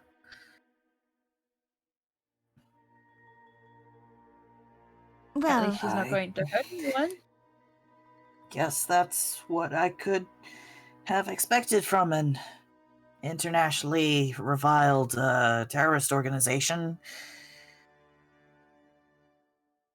on the bright side, we, ensured that she didn't recruit another. Oh, well. Great. I think I'm gonna have to ask you to write up a detailed report for... Yeah, I would agree with that. There are, a smattering of other details that I learned while we were, undergoing this little mission, and it would probably be more concise if I just, wrote it out for you. Thank you. I appreciate it. Oh. Better late than never regarding that contract, I guess. Yes, I apologize for taking the initiative, but it was always with the plan to return here. Yeah, well, what's done is done. So that's seems that we know what was happening with the theft, which, even though we haven't caught the perpetrators really or recovered the items in question, we at least know what happened there, more or less. Audrey nods. And I haven't received back the translation of that encrypted note yet, but hopefully we that'll have it, give us a little. if you like. Oh, yes, actually. You Luca. didn't know? You had Luca. Luca. Is Audrey saying this out loud? No, but I think Audrey, like, you know, the slow Does turn of the head, but the smile. Slow turn to look at Luca, fixes him with her one eye. Brina doesn't know we have a copy of the note, Luca. Willow did that in secret, Luca. Is this in Luca's head? At this stage, it's too far gone. Don't worry. Just go with it. Just go with it. If I don't were think there- Audrey's like casting any magic at this. But maybe like awakened minded a little bit, couldn't help it. Yeah. Yeah. Yeah. But Audrey's The just smiling at Luca. Like, yes, go ahead, explain. Our companion is a Warforged, and they happened to see the note. And, you know, You remember Gil. they have a different brain to us sometimes. So they remembered everything and wrote it out and contacted a contact of theirs who translated it and decoded it. Make a persuasion check of your fucking life. You get advantage because Audrey's trying to back you up. Try again. God. Yeah, try again. Audrey is giving you the help action. Audrey's very convincing. Yeah, okay. Rena is like, God. Oh, okay, didn't know Warforged could do that, but alright, fair enough, I guess. Like I said, they're very perceptive. It's really a shame they couldn't be involved. Anyway, the note, yes, revealed a few things. Do you have a copy of that on you right now? Not right now, but I can get you one. I have one. Well, there we go. Look at you, all prepared. There's such an energy right now. Luca might have succeeded on the persuasion check. Honestly, it should have been a deception check, but I think... Are you proficient in deception? I'm a +3, so I'll subtract you would've- 2. You would have met Yeah, it would have anyway. succeeded. yeah. I'll let it ride. Just barely. Fuck. Anyway, you have a copy of the note, my friend. Audrey's entire line art layer is shifted off her color layer at the moment. Yeah, just a bit. Right. Oh, you do? I've been taking notes about all investigations, so I have a copy. Okay. Alright, well, may I please see it? Yep.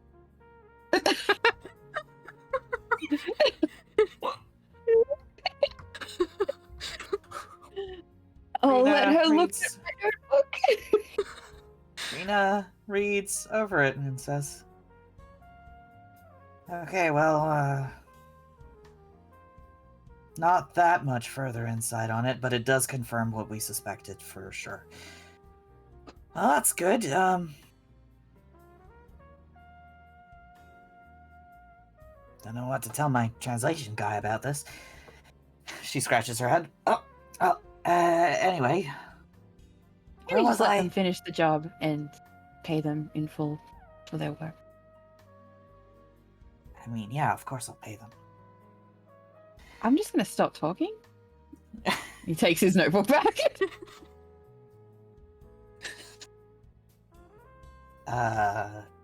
Sorry, I've lost my train of thought here.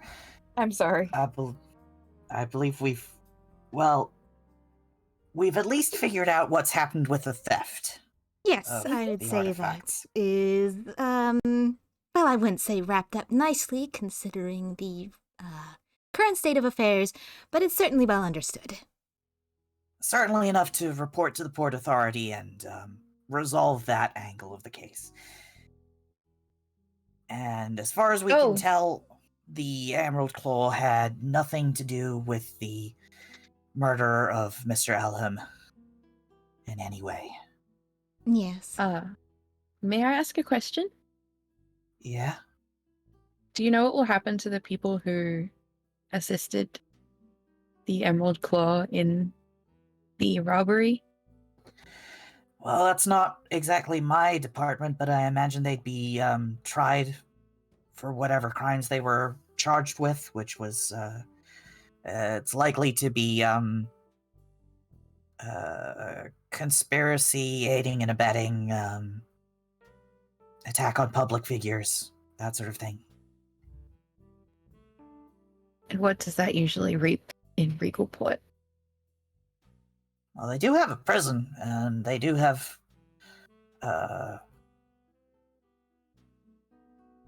fines.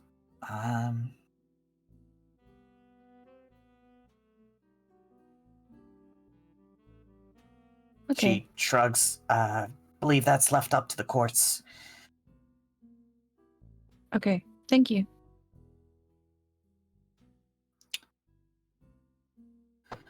So, all that being said,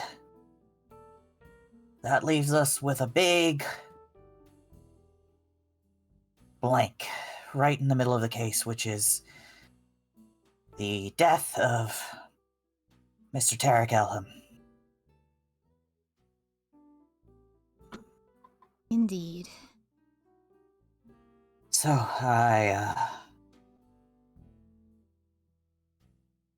my current theory is that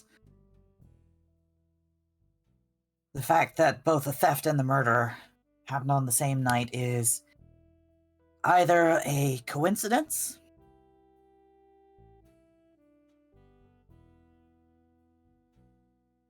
or that someone took advantage of the chaos of the heist to commit the murder itself.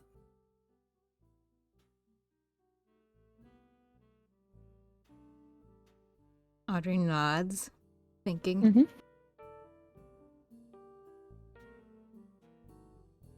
Though that Makes is somewhat difficult to determine since we don't know to what extent the Emerald Claw operatives had connections in Regalport. It is quite likely that they interfaced with many people on a casual basis, with participants maybe not knowing what they were getting involved in.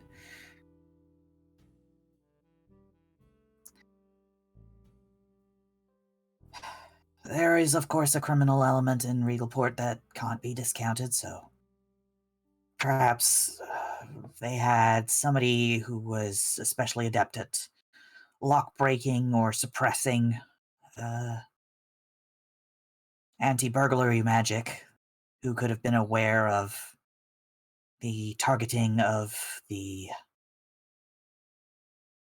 Grand Auction Hall warehouses and used that as an opportunity, perhaps, to, well, stage something. I do believe the murder was, at least in some way, premeditated. There's enough. Poison, for one thing. Yes. Yes. Yeah, actually, let me continue on to the detailed analysis of Mr. Elham's corpse. We found that there was definitely a sign of a struggle before death. There were traces of illusion magic, suggesting that he was under the effects of fear or other similar magic that alters one's perception of reality and can cause intense emotions. There was a preserved expression of a terror under the... She gestures mutilations. We believe that there were...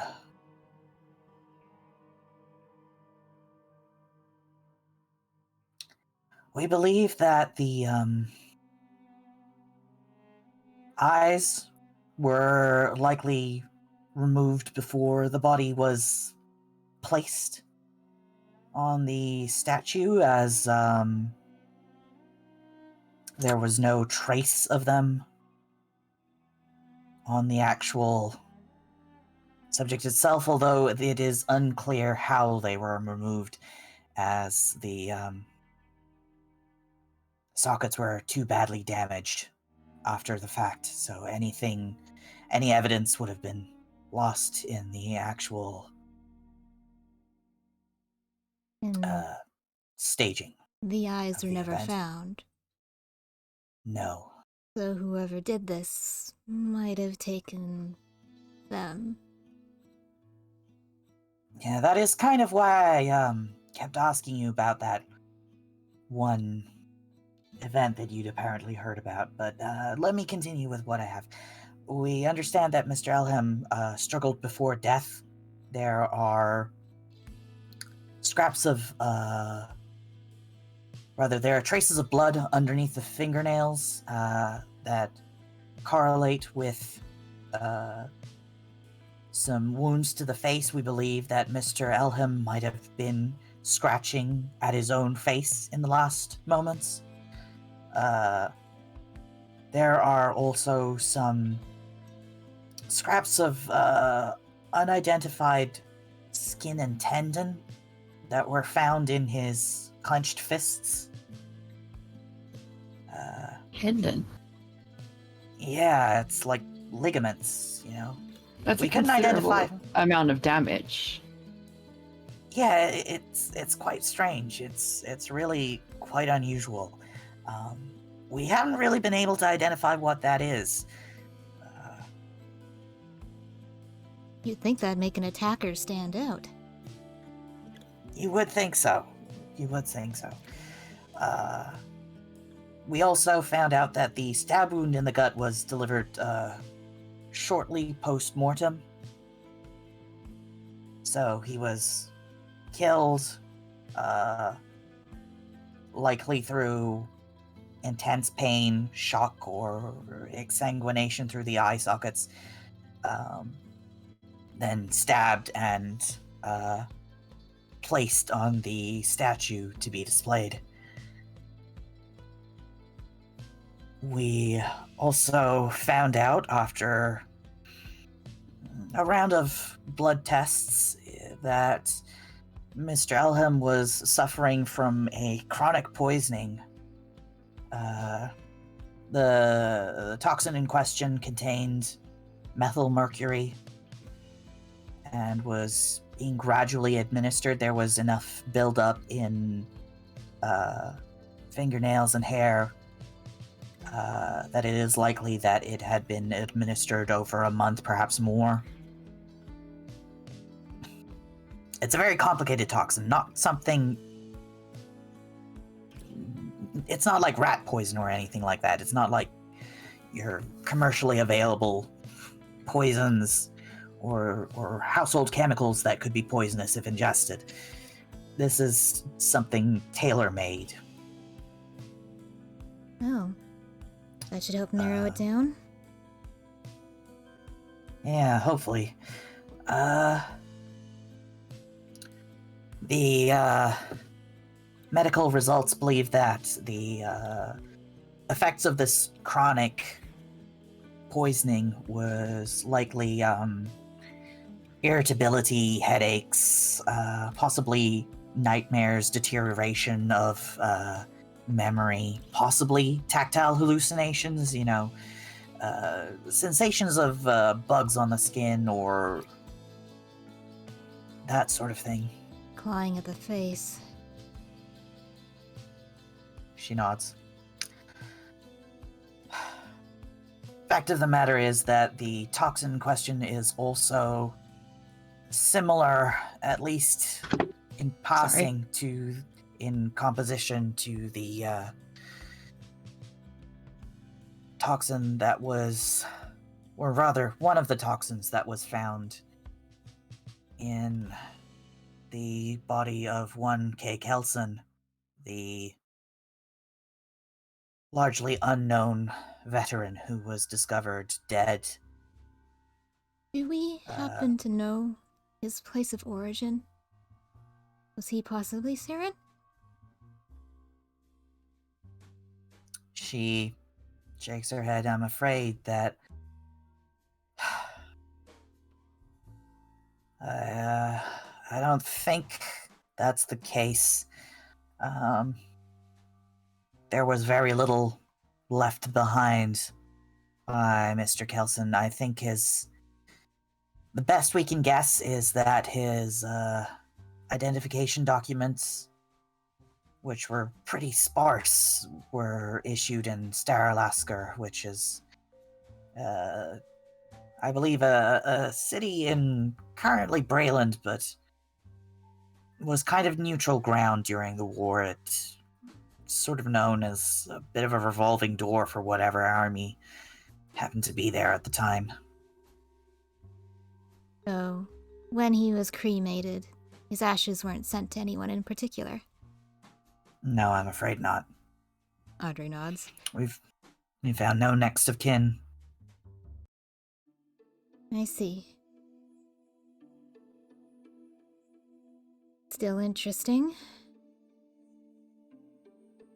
Yeah. The link with the methylmercury poisonings and the loss of the eyes. It feels a little bit too weird to be a coincidence. Yes, well, I obviously agree with that. There's also one other detail. Audrey Brooks? It's quite possible that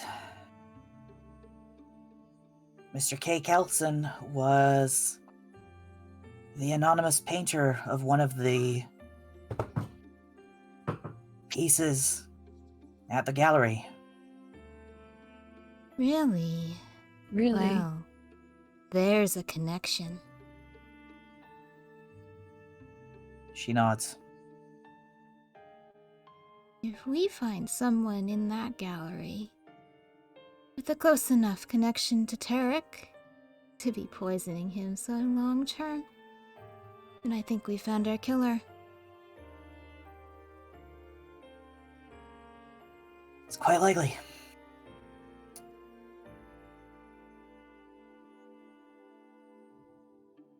The question is just who and why? Why the eyes?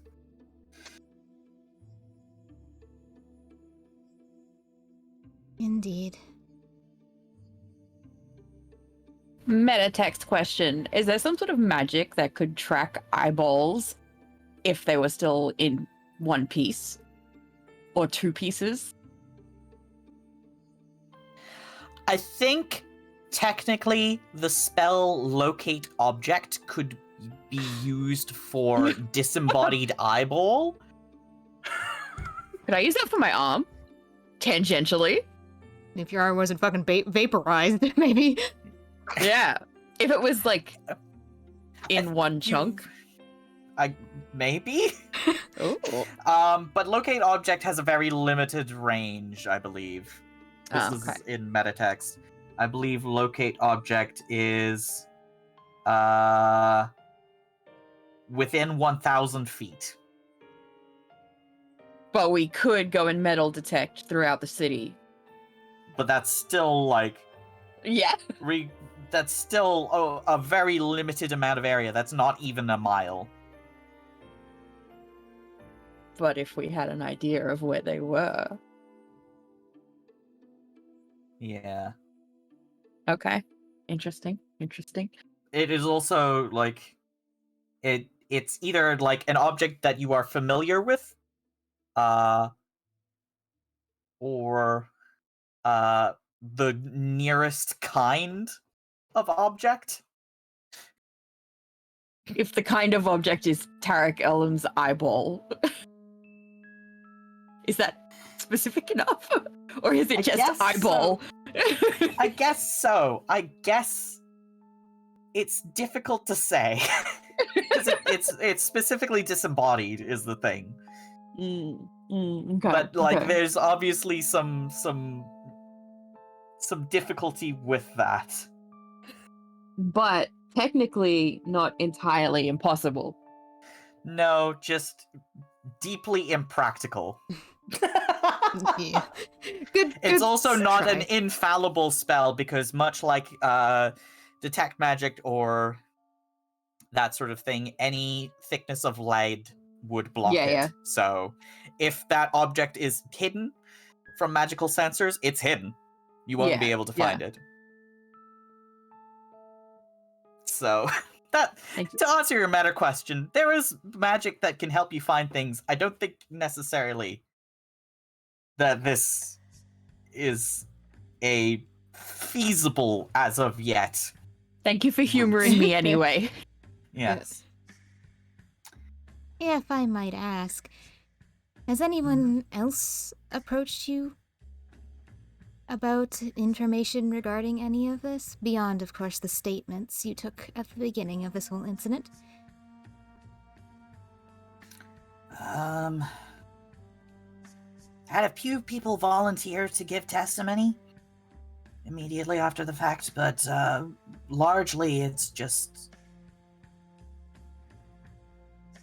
follow-up questions from the night of the event. But no one in particular seems suspiciously eager. I wouldn't say suspiciously eager. I wouldn't say eager. The opposite. What would you say? I don't know.